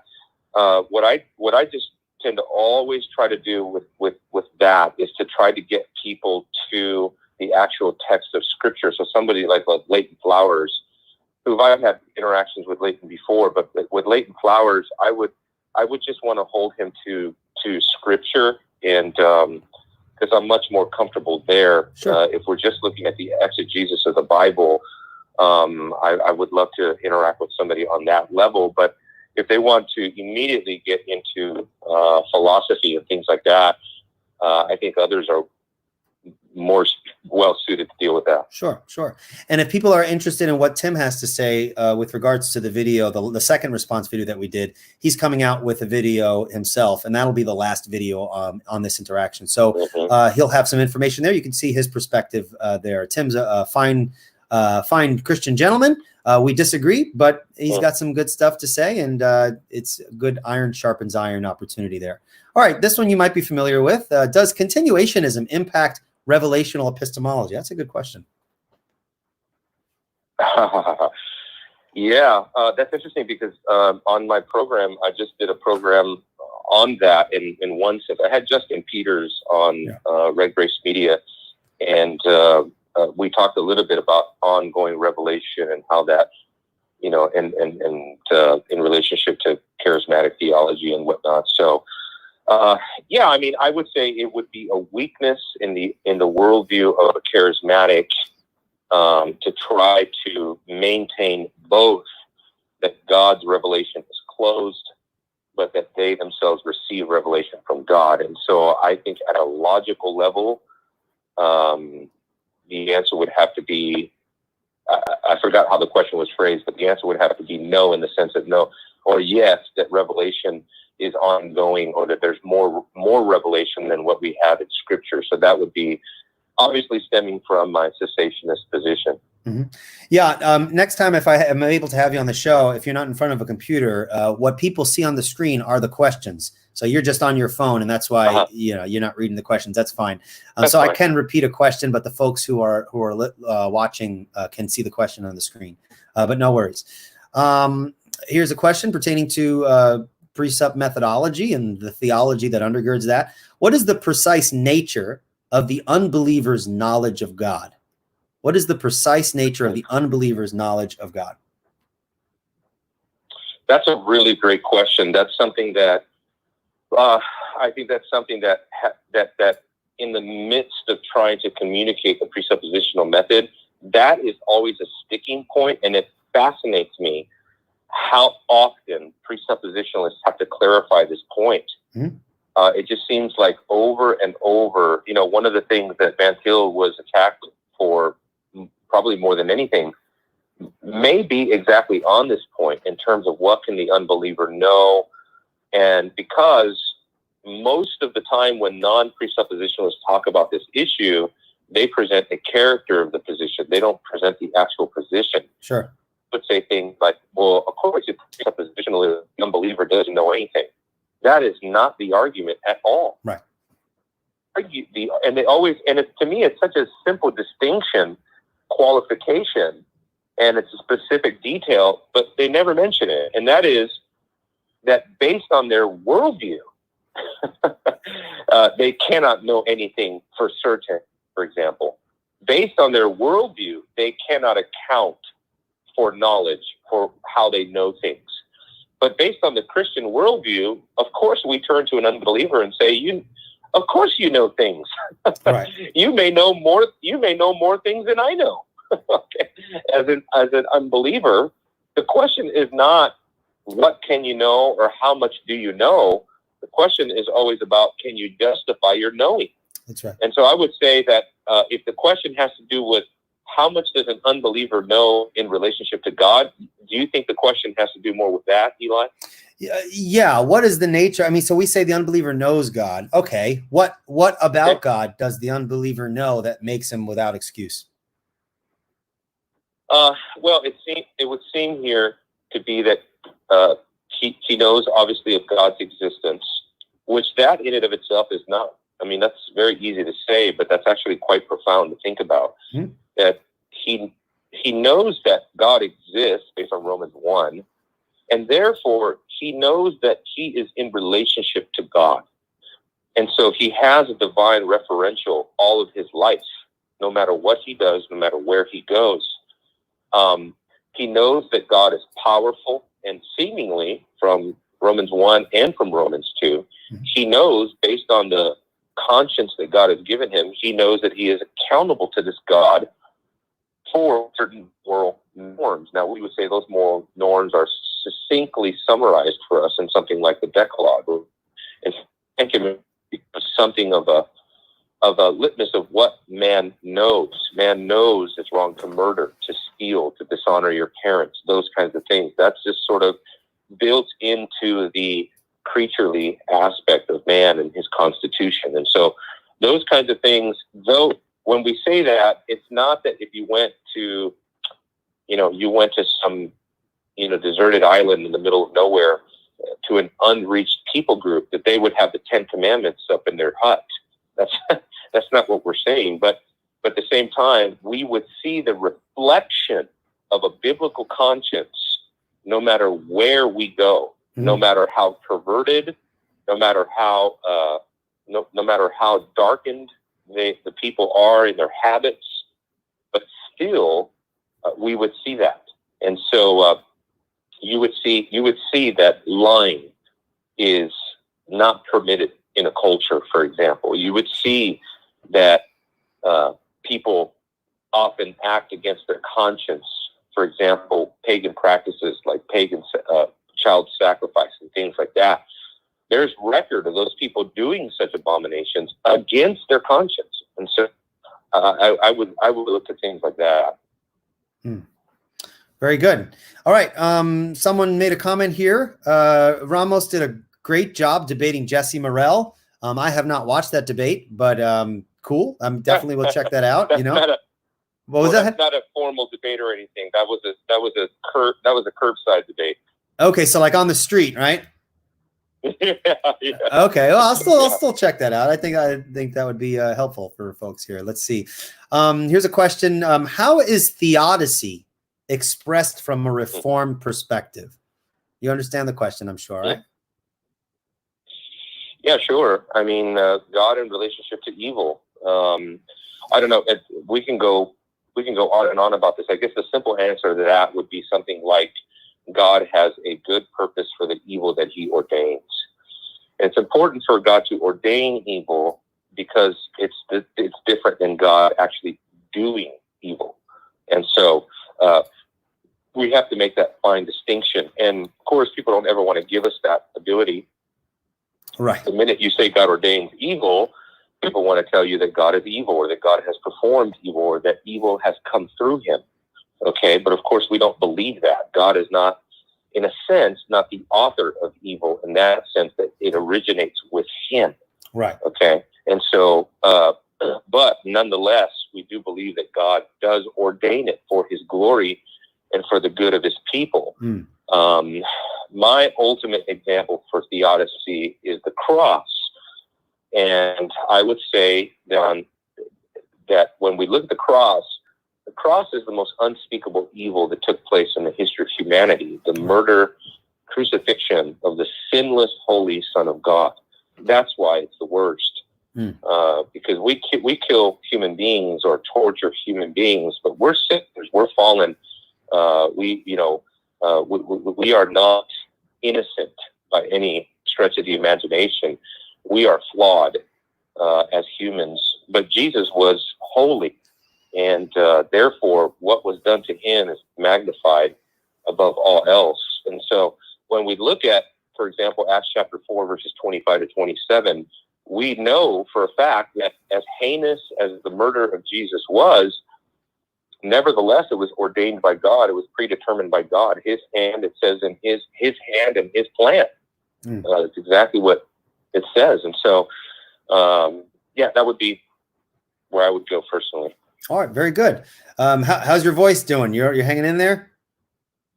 Oh, I'm doing great. I think the only thing I would add to the theodicy question, if it was asked in any way apologetically, the only thing I would ask is from in keeping with Presupp.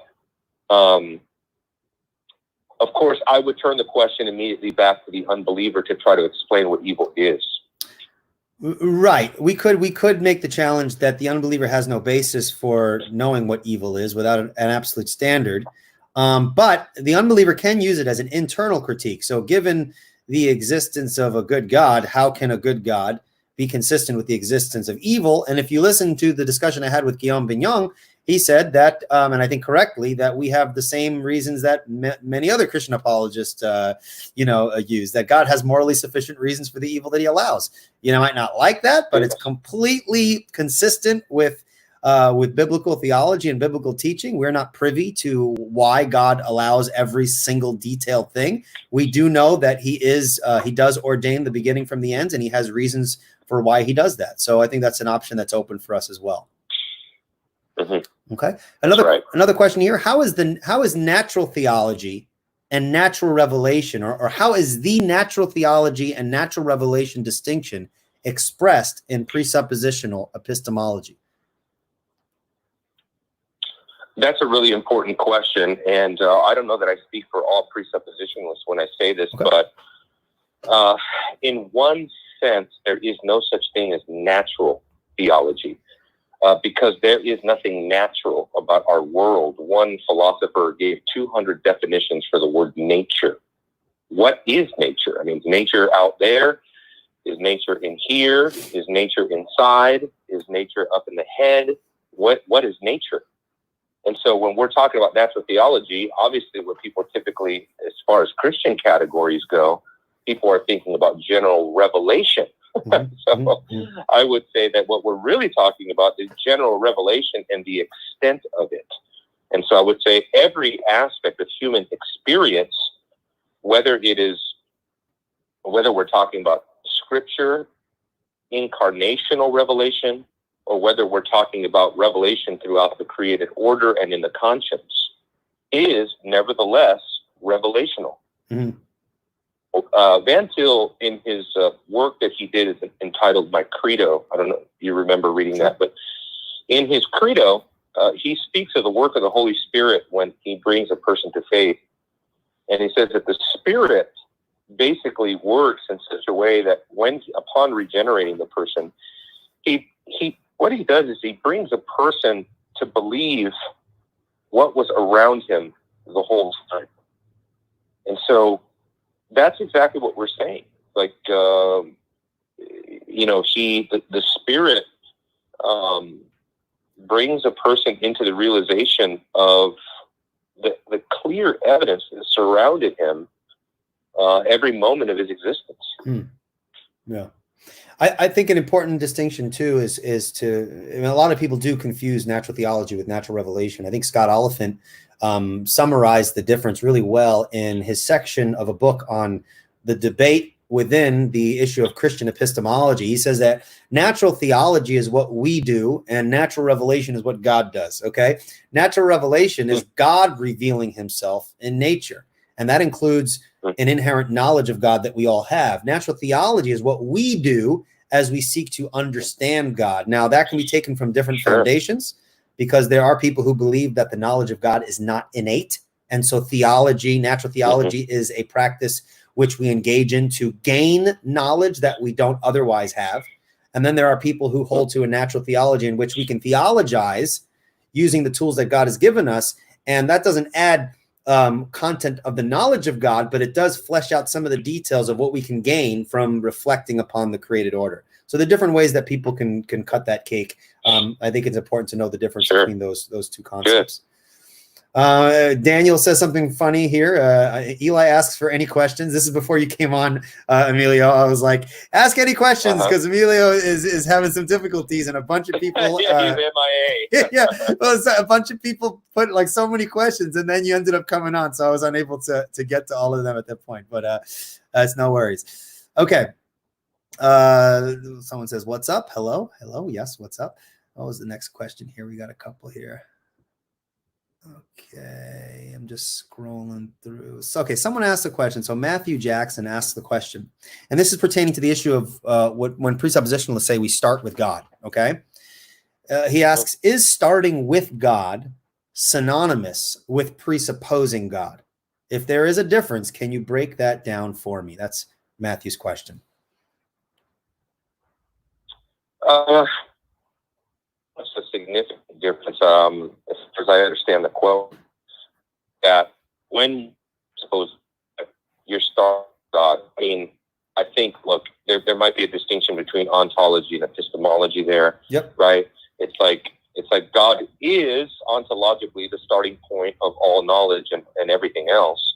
Right. But how we come to know that, or how we formulate that, and how we predicate about that may be something more given to epistemology. So that would be probably the only difference I would make there. All right. Very good. Another question here. Does the unbeliever have immediate knowledge of God or immediate knowledge of God? Both. I mean, he has the immediate knowledge of God by virtue of being in God's image, and the immediate knowledge of God by virtue of God's revelation. All right, very good. And that was a big difference between, people watched the debate between Greg Bahnsen and R.C. Sproul on apologetic methodology. This was a big point here. It's not an either or. It's not, either immediate knowledge or immediate knowledge for presuppositionalists. It's both. And it's the immediate that makes man without excuse. He can't claim ignorance and say, well, I didn't properly interpret the world around me. I didn't know. as Calvin said, consciousness of ourselves is simultaneous with consciousness with God. To know oneself is to know Correct. God to some degree. So I think that's a very important key to keep in mind. That's right. All right. Someone's asking me, do I plan on having J.D. Martin on to talk about Calvinism? Maybe. J.D. Martin's a great guy. Literally just spoke with him yesterday. Perhaps if we find a specific topic, we can have him on. Okay. This one's for you, Emilio. Where does common grace play a role when it comes to common ground with the unbeliever? Where does common grace play a role when it comes to common ground with the unbeliever? Oh, well, I've been thinking for quite a while here now on common grace, maybe a different approach. I've been thinking about it more from a practical, maybe even a pastoral perspective, in that I don't think that common grace has really been given its day in the sun. I don't know why we really underestimated the force, what I call the force of common grace. And the force of common grace is such that you can see so many wonderful things kind of brace yourself here, but in the life of an unbeliever. Right. God is so, remember, we are talking about grace. And so we should expect that based on the grace of God, we can look into the life of an unbeliever and find remarkable things that are actually useful. A person's ability to do medicine, math, science, a person able to do, economics, whatever. You can have a staunch pagan give you the best financial advice of your life. You can have an unbeliever, a moralist, give you incredible advice for your marriage. This is all evidence of the force of common grace in a person's life. But in terms of common ground, that's a bit of a different thing. And I would say it's not necessarily just because of common grace that we want to talk about common ground. If we're not getting too technical, if all we mean is that there are things that the unbeliever and the believer, apart from the subject of Christianity, that we can talk about and we can have things in common, well, fine. Okay, that's fine. If we get technical, of course, the presuppositional position would be that there is no common ground because everything, every inch, every molecule, every inch of ground is God's ground. And so there is no neutral ground whatsoever. And so a couple of different dynamics going on there. Yeah, I think it's important. I think you conflated something on accident because you were just talking about. I just want to clarify, and I'm sure you'll agree here. There is a difference between common ground and neutral ground. And I think you kind of interchange them, and I know that's not what you meant. Because Van Til would say there is common ground between the believer and unbeliever, but there's no neutral ground. And the common ground is that the unbeliever is made in the image of God, and so he's able to be communicated to and effectively engaged within an apologetic context. So there is a difference between common ground and neutral ground. No, of course, I would say that. Right. That's what I figured you meant when you made those distinctions there. All right. Here's another question. And are you doing okay, Emilio? We usually go through I'm fine. Okay, because I'm feeling kind of saucy today. I don't want to overburden you, but if at any moment you want to stop, I might still have the energy to plow through these, and I might finish them up if we don't finish them up. But you're more than happy to. You're more than happy. I'm fine, brother. I'm here to serve you. All right. Well, I appreciate that, brother. Okay, let's take the next question. We'll move through them quickly. What would be the nature of epistemology? This is a good question, by the way, and they're the two consecutive ones. The person after this person words it differently, but I think they're asking the same thing. But let's answer them both. Answer them both, because I think the second question kind of flows from the first one. Okay. So, what would be the nature of epistemology in the Old Testament, since Revelation is progressive and the canon was not complete? That's the first part. And now I'm going to transition to this next question because it's related. And if the Bible is transcendentally necessary, what about the times past in redemptive history before the Bible was given? And well, of course, I don't accept the premise that there was a time before the Bible was given. If what we mean by the Bible is the revelation of God, if we mean by the Bible the inscripturated revelation of God, then of course, then maybe we can talk about a time when the Bible was not written down. But at every stage of redemptive history, God's revelation was always present. And so there was technically never a time when the Bible never was, or when the Word of God, the revelation of God, never was. Maybe revelation is better than the word Bible. But I would say that the issue is one of an organic unity of God's revelation. And so the distinction, if there is any distinction that we're going to make, is simply one of degree, not one of either whether it was present or not present, or whether it was of a different kind or of a different type of epistemology. The same epistemology, same foundations of epistemology, different degree. That's all. I think that's as far as I would want to make a distinction. Okay. All right. Very good. Someone has a question here. What's the relationship between the transcendental necessity of the existence of God and the transcendental necessity of the truth of the Bible?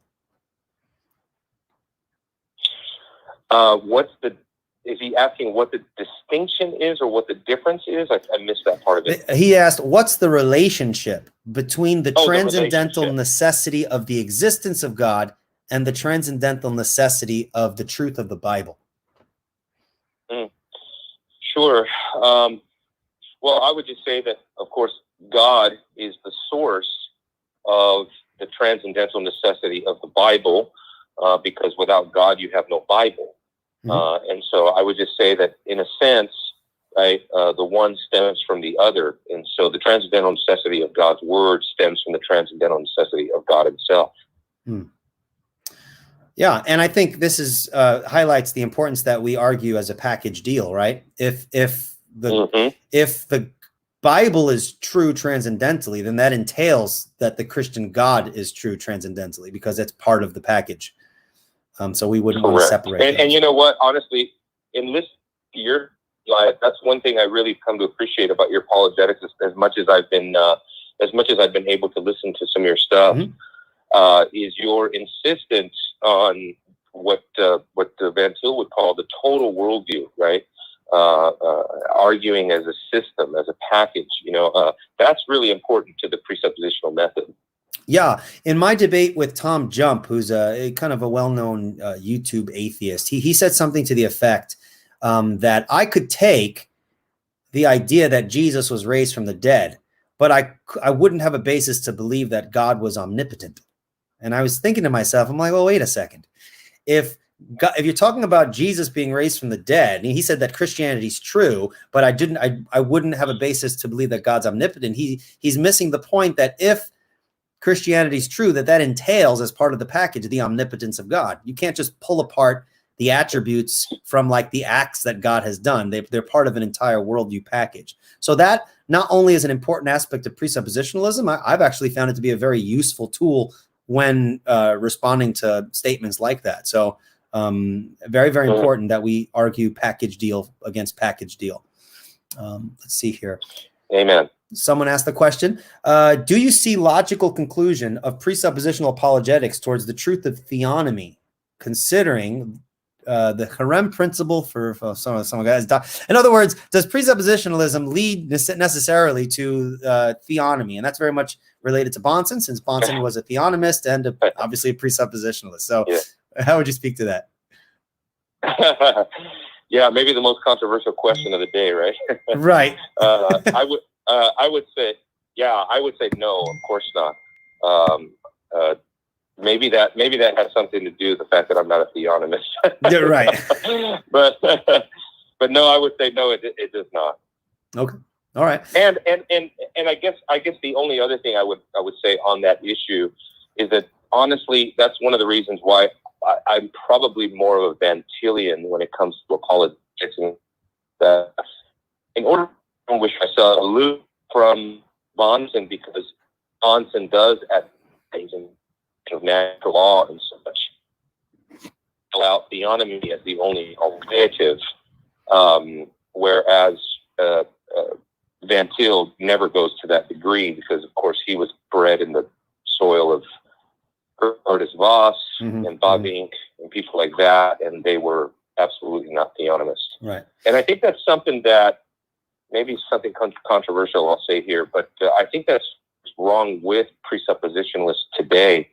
And don't all of you email me all at once. But what I'm saying is that I think that what you find a lot of times today is people will kind of go to Bahnsen, they read Bahnsen, they get infatuated with Bahnsen, and then if you would, they go to the right of Bahnsen, they go to his successors and people like that, and different people that come in the line of in the wake of Bahnsen. But really, in my approach to presuppositionalism, I go the other way. Not that I don't read Bahnsen, of course I do, but I think it's very important for presuppositionalists to understand where Van Til came from and go from Van Til to the left, go from Van Til to Voss, because of course, according to Bill Dennison, he asked Van Til who the single most important influence in his life theologically was, and he would not hesitate to say that it was Gerhardus Voss. That's right. So I think we need to go to the left as much as we go to the right. So yeah, that's what. I'll leave it at that. All right. Now, due to the fact that this interview has been unpredictable and I had no way of knowing that I'd be using my phone is on 2%, which means that you will be cut off in a matter of minutes.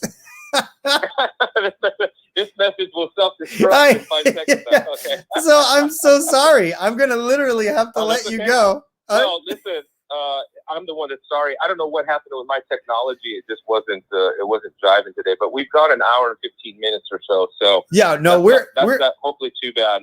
No, you did excellent. I'm going to continue on here because I have my laptop on the charger, so I'll continue to plow through these questions, but hopefully we can do something again and work the technology issue out of the way. Thank you so much. I really do appreciate it. Oh yeah, I'll be in touch. God bless you, Eli. All right, God bless, brother. Take care. Bye-bye. Bye-bye. All right, well, we're going to keep going. I'm going to try to plow through some of these questions because a lot of people have a lot of questions, and I've had my coffee.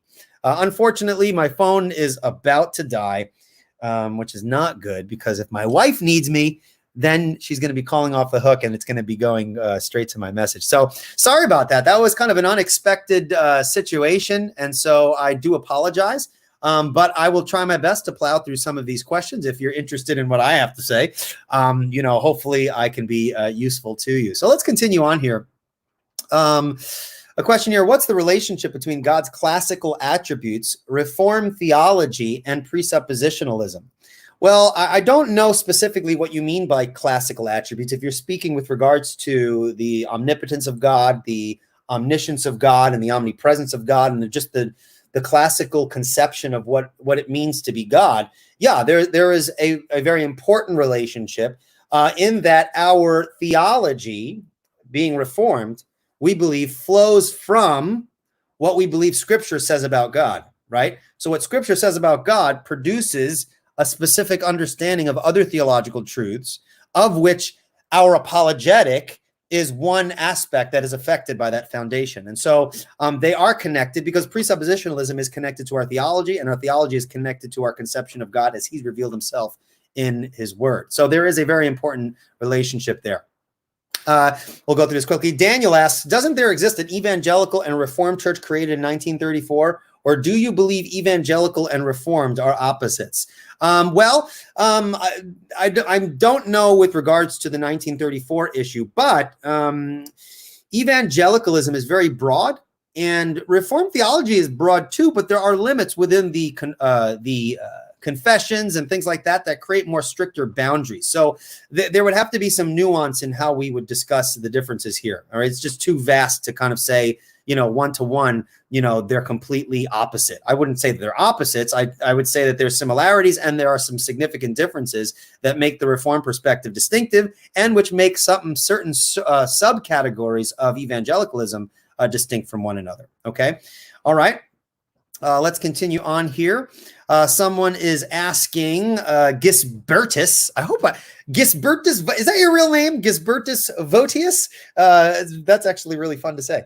He asked me, could I have Paul Martin Henbury on. He is an underrated presuppositional apologist. Well, send me a link to anything he might have on YouTube. I'll give him a look. I've never heard of him before, but I'm more than willing to have anyone on who can contribute to the conversation and kind of hash out some of these important ideas as we work through them and try to clarify the presuppositional position. So if you put a link in the comments, I'll take a look at him and we'll see.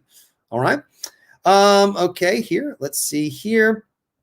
Okay, so natural theology. Presuppers believe that autonomous man doesn't reason to God, but rather have an inescapable, well, that's a comment, but yes, I agree with it. Let's move on through here. Okay.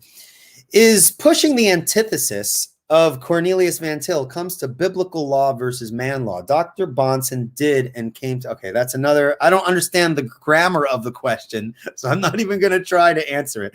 Again, with regards to theonomy, Bahnsen believed that his commitment to theonomy was just a consistent outflow from his theology and, of course, apologetic. It's all linked there. Now, I think the debate within that issue is who, in fact, is being consistent at that point and being consistent with that methodology and that particular theological understanding. And that's an issue of debate. Obviously, people who are theonomists debate people who are not theonomists and who's being consistent. And you can't be a consistent presuppositionalist unless you're a theonomist. Some people argue that, but that's a point of contention that, is not going to be answered here. Okay. Let's see here. Valid. Okay, going through some of these here. Is it natural revelation leads to knowledge of God, which they suppress? Isn't natural theology something that Bahnsen doesn't give a lot of credence to? Okay, let's take this question here. Okay, question here is, isn't natural revelation that which leads to a knowledge of God, which they suppress? Isn't natural theology something that Bahnsen doesn't give a lot of credence to? Well, we need to hash a couple of things out. When we speak of natural revelation, right, the question is, isn't natural revelation that which leads to a knowledge of God? Well, that's yes and no. That it pertains to the issue of the nature of the knowledge of God, whether it is immediate or mediate. And as we've mentioned before, we believe it's both. There's a knowledge of God that is mediate in the sense that the heavens declare the glory of God. And then there's a sense of the knowledge of God that is immediate in the fact that we are made in the image of God. There is an inherent knowledge of God that all men possess. And so natural revelation is an innate knowledge as well as a knowledge perceived in the created order. And with regards to natural theology, it's very important to emphasize that on the one hand, Bahnsen was not too keen on natural theology because of some of the unbiblical assumptions that he saw was rooted in that specific attempt to gain knowledge of God. However, natural theology taken within a presuppositional framework is not at all bad, okay? You might not agree with some of the theistic proofs, but theistic proofs have a place in presuppositional thought. And that's why Van Til himself said that he doesn't reject the theistic proofs. He only rejected the way in which they were often presented, which had inherent within it assumptions of autonomy and neutrality and things like that. So we need to keep those things distinct, all right? I think that's very, very important. All right. Let's see, moving quickly. You guys have so many good questions here. Let's see here. I'm trying to differentiate between legit questions and interactions between people who are, let's see here. You brothers can read through Van Til's and need some clarification. Natural revelation is God revealing himself to man in an inescapable way. Natural theology claims autonomous reason. Let's take a look at this. Not a question, but it's a comment. Natural revelation is God revealing himself to man. That's true. And it's inescapable in the sense that it's revealed to us in our conscience as well as the created order. I agree. Natural theology claims autonomous man can reason to God. Okay, got to be very careful. Traditionally, the traditional critique of natural theology would be that, yes, traditionally understood, natural theology tends to give the implication that man can autonomously reason to God. However, you can hold to natural theology if you incorporate that entire process within a consistent presuppositional framework, okay? Everything within presuppositional thought needs to be encompassed in the framework in which it's consistent. We don't want to engage in particular forms of theologizing that are inconsistent with our broader context, the Christian worldview, what God has said about himself and man, and the knowledge of God that man has, and things like that. So that's a very important piece there. All right. Let's see here. We got a lot of questions. This is good stuff here. Is it possible it doesn't persuade you? Okay, I don't know. I'm trying to go through some of them are grammatically incorrect. So we got to skip through those, right? Classical attributes consistently presupposition. Okay, let's see here. I don't believe Christianity, political idea. Love Bonson, not so much as theology. Okay, well, there's a lot of stuff I have to skip here. Okay. How does theistic predication factor into presuppositionalism? I'll take that one here. I apologize if I skipped over anybody. I mean, some of them are just hard to read. I'm not going to mention any names. Okay, I'm so sorry. Okay, so Cameron asks, how does theistic predication, analogical, univocal, or equivocal, factor into presuppositionalism? Well, it depends what you mean by predication. If you're talking about predication in general, when we make predications such as the barn is red, it is very much related to presuppositionalism, because predication and all of human language and thought presuppose one and manyness categories. And so we believe that the philosophical problem of the one and the many must be accounted for in order to have coherence and be able to predicate. And so because we are defending the triune God of Scripture, we believe within Christian theology that oneness and manyness is equally ultimate within God, and God provides that ultimate metaphysical context out of which oneness and manyness make sense. And predication presupposes one and many categories in which we need to operate upon in order to have coherency and intelligibility. All right. So there is a relation there. Now, it depends what you mean by theistic predication. I've never heard the word phrased in that specific way. I'm not sure if you're referring to knowledge of God and knowledge of man. Is knowledge of God analogical? Is it univocal, equivocal? I'm not sure what you mean by there, because the question is a little broad. It can be taken in a couple of ways. All right, let's see here. Calvinism is a farce. Okay, thank you. I'm a Calvinist, but I'm also a good sport. So, hey, no problem.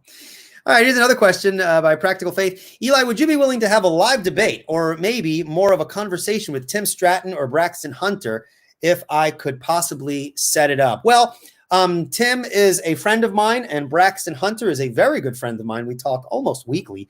I don't know if I'd be willing, or even Braxton. I don't even know if Braxton would be willing to do it, just because of our friendship and the particular understanding that we have between our views and the respect we have for each other. I'm not sure he would want to do that, and I wouldn't want to do it either, to be perfectly honest, right? And there are a number of reasons why. I do take some debates, but I actually have been trying to simmer down a bit. I'm a papa. I have 3 little kids, okay? I have a 5-year-old, a 3-year-old, and like an 8-month. And so it is almost impossible to sit down and focus on my studies and things like that. A lot of the things that I do, I have to do like really early in the morning. I wake up at 4:40 in the morning or 5 a.m. in the morning to actually get some reading done. And, so it's really difficult. So I'm really trying to stay back from the debate game. Although I do have a debate coming up with an atheist in June, I believe. And then I have an apologetic methodology debate out in August, but that's it. I've gotten invites to do some other debates with various topics, and I just don't want to overload myself. Now you're probably wondering, well, if you don't have any time, what's up with all these videos? And well, I have a background in theology and apologetics, and so these videos are pretty easy to make. I have a guest on and we just talk. I'm going to have a list of some questions I go through. It doesn't require so much of my time. So I probably would not want to do that. All right. Although I am trying to set up something with Guillaume and one of these individuals. So maybe that'll happen. But at any rate, let's see here. Let's see. How long has this been playing? Okay, it's been playing. We're at 1 hour and 53 minutes. So I'm probably going to have to cut this short here. Just back not only there, many their insecurities. Yeah. Okay, so here we have Pine Creek here. Anytime a precept tries to turn it back on the non-believer, they're admitting their insecurities if they realize it is an internal critique. I'm not sure what you mean by that, but I appreciate Doug. He has some thoughtful questions. There's a really great video. Speaking of Braxton Hunter, Braxton made a cool video on Trinity Radio where he categorized the different kinds of YouTube atheists. And I thought he did a really good job. And he categorized Doug Pine Creek here as the psychologizer. Okay. Now, I don't know how much Doug would accept that, that description of him. But what I hear from Doug and very much appreciate, I mean, we've always had respectful interactions. He does tend to be the psychologizer, tries to jump in your head and try to, predict what you're thinking. For instance, in his criticism of my discussion with Jason Lyle, I think he said something to the effect that people turn to Presupp because their arguments are weak. If you're a classical apologist, you got weak arguments, so you need that certainty, right? I come to Presupp because I'm so insecure. I mean, this is just you're jumping into the minds of people. I mean, you don't know that's the reason why. And from my experience, even though I'm not a classical apologist, atheists get their tails whipped when they're arguing with classicalists, and I disagree with the classicalist methodology. So I would be very careful to jump into someone's head and just assume, we're just a bunch of insecure people running around looking for, stronger arguments and things like that. I mean, I think it would be better just to take the person's position as it stands and interact with the position. And I'm not trying to jump into your head and say, well, you're doing this because you're scared or whatever the case may be. So at any rate, I do say this and I do mean this. I do respect Doug and I appreciate him. But those are just my quick thoughts there. All right. Let's see here. Okay, let's see.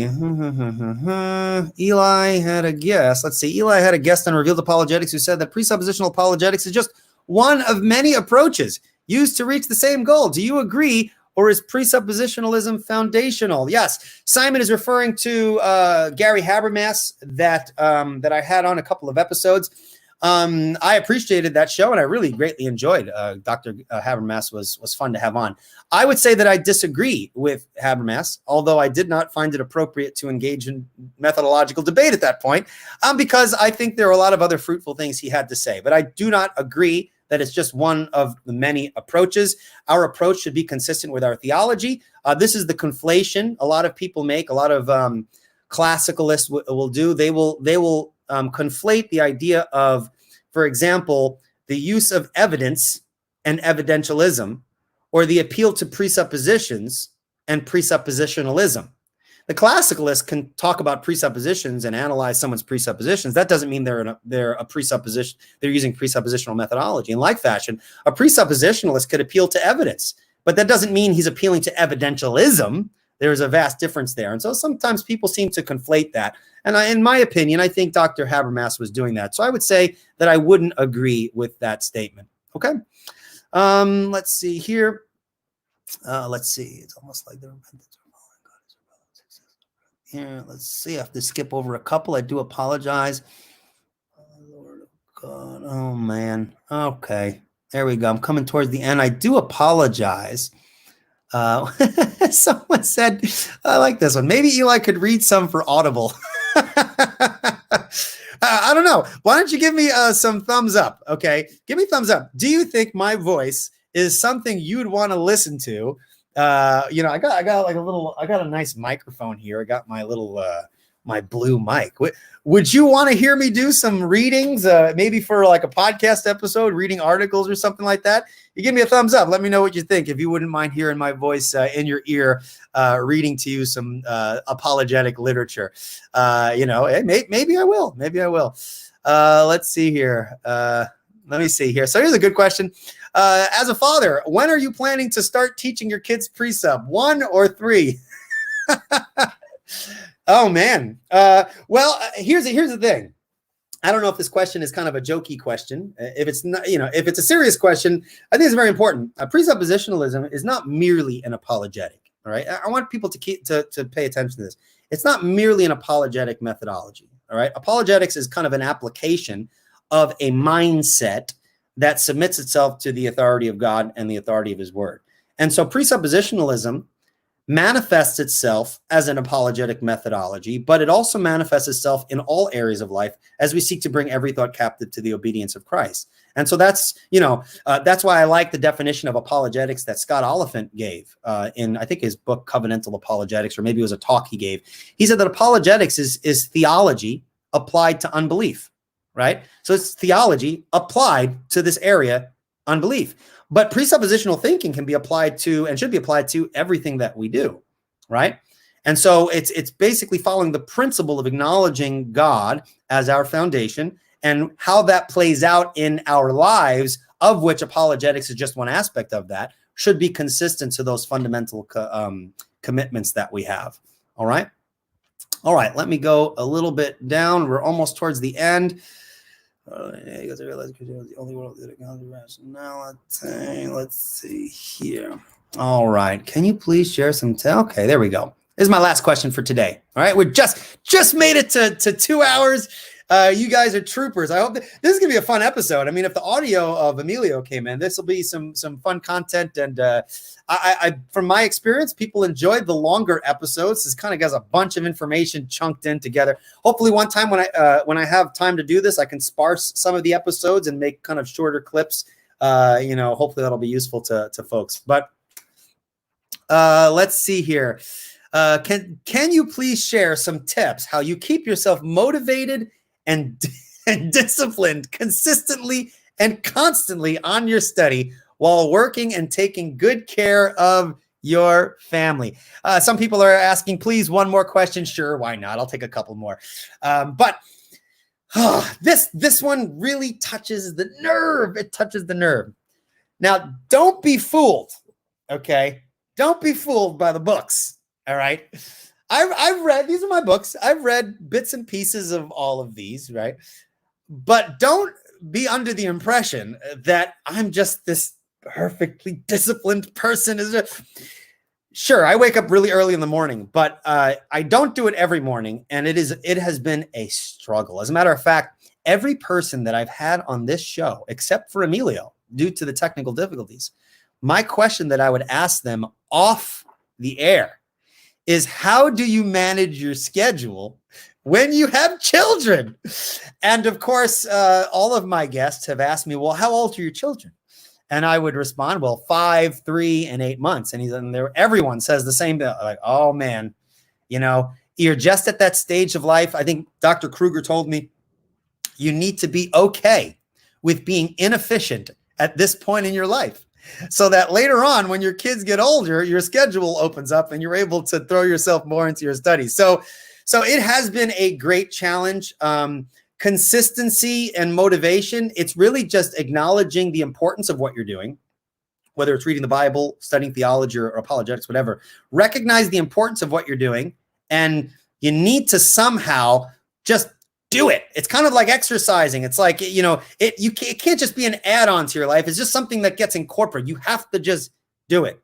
See the value in it and do what must be done to get it done on that day. Okay. So those are the tips. Also, it's difficult. Discipline takes training. It takes motivation. And then how do you get motivated? These are very difficult questions.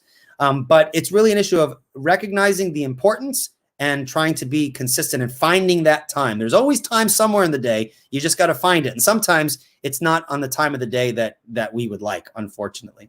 Okay. All right. Let's see here. When you listen through your own shows, can you write down some of the nuggets that your guests say and share them with us? That's a great idea. I could try that. Although when I'm re-listening to my shows to kind of go back, since it's hard to listen to my guests while at the same time asking the questions and then scrolling through the comments to see which questions I could ask later. It is hard to do that, but if I can, I'll try my best to do that. There are some pretty good nuggets there that some of my guests have shared. Okay.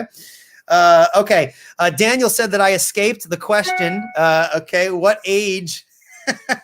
I didn't escape it. I didn't dodge a question. I just forgot. I don't know what age. I mean, I'm going to try my best to raise my kids in the ways of the Lord as simply as I can, just provide those opportunities to when before my kids go to bed, we watch some YouTube devotional videos for kids, and I try to highlight, some point that I think that they resonate with and ask them about it. So it's kind of it's kind of like you just have to know your kids and what level and just kind of fit it into everyday life.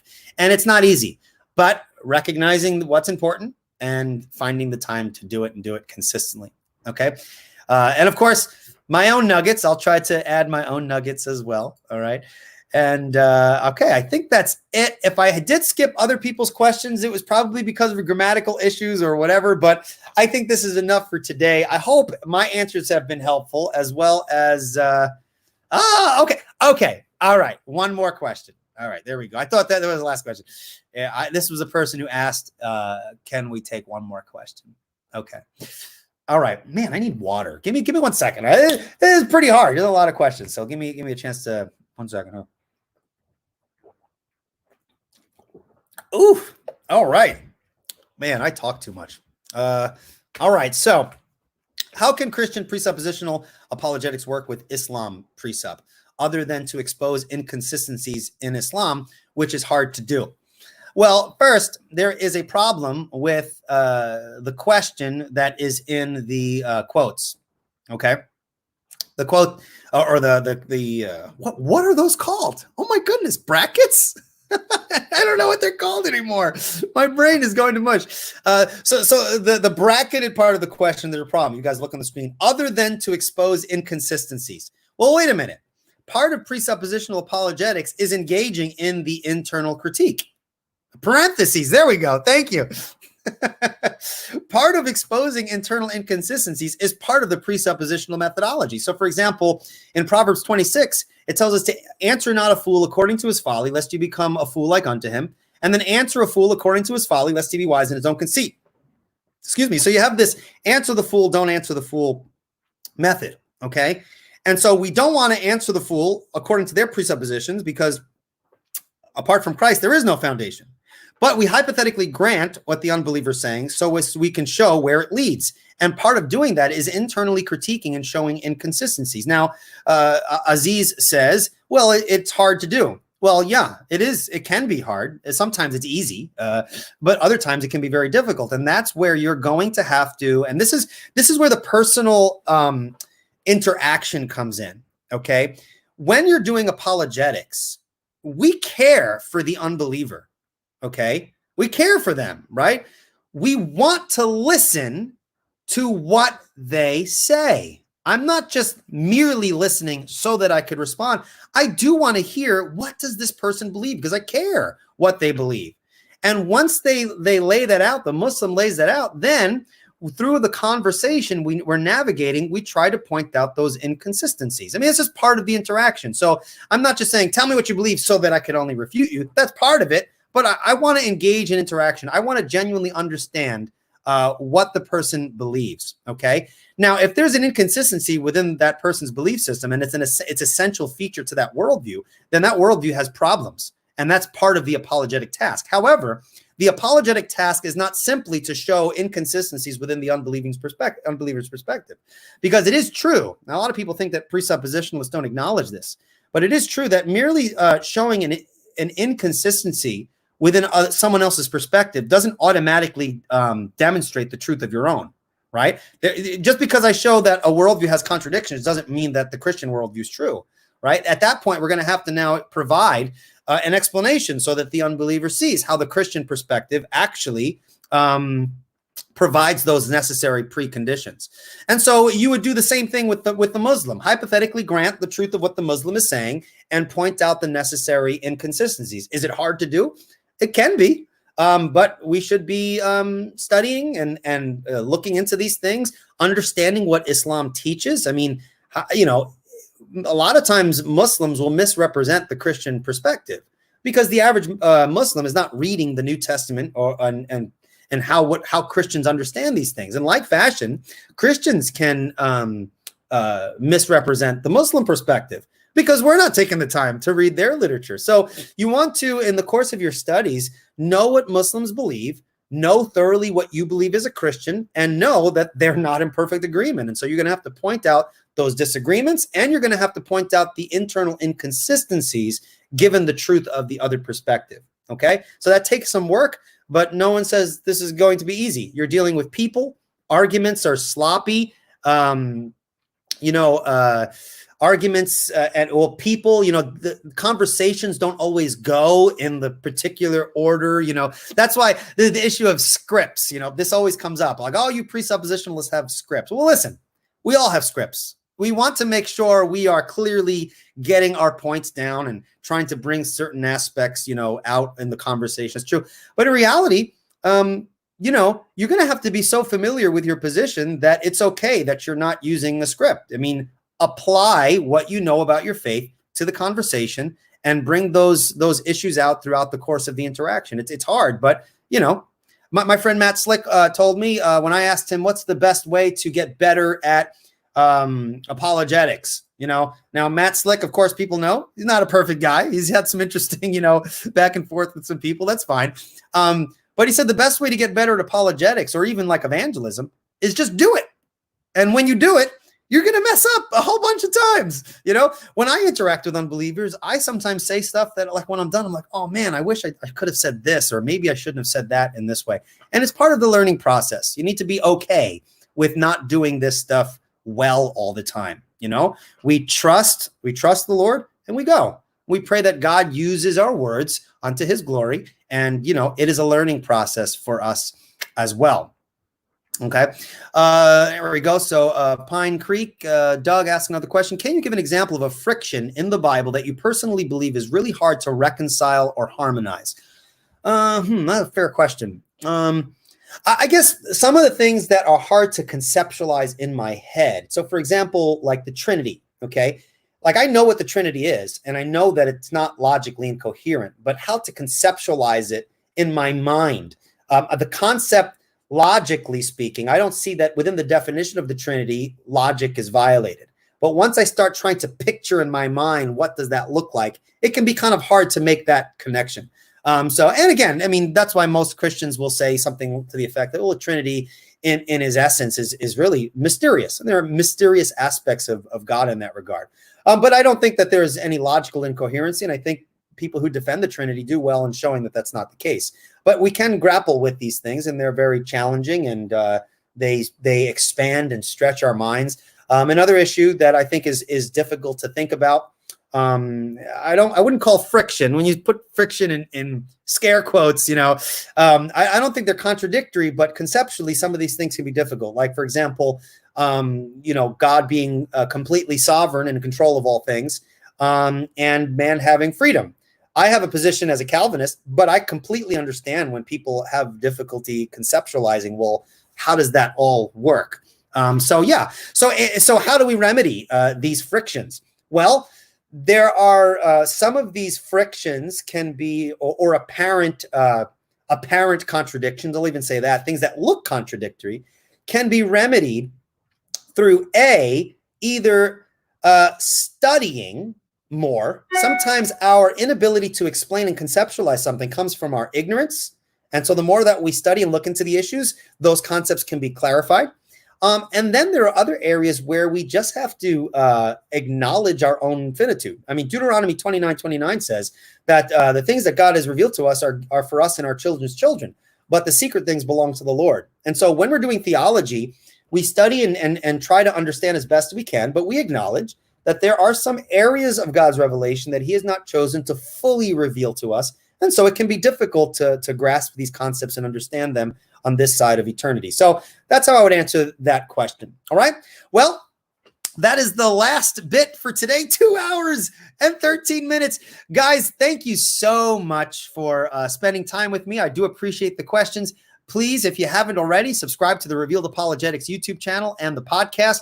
I take the audio from my YouTube interviews and put them on the podcast when I catch the time, so you can have the content on both those platforms. All right. Well, until next time, take care and God bless. Bye-bye.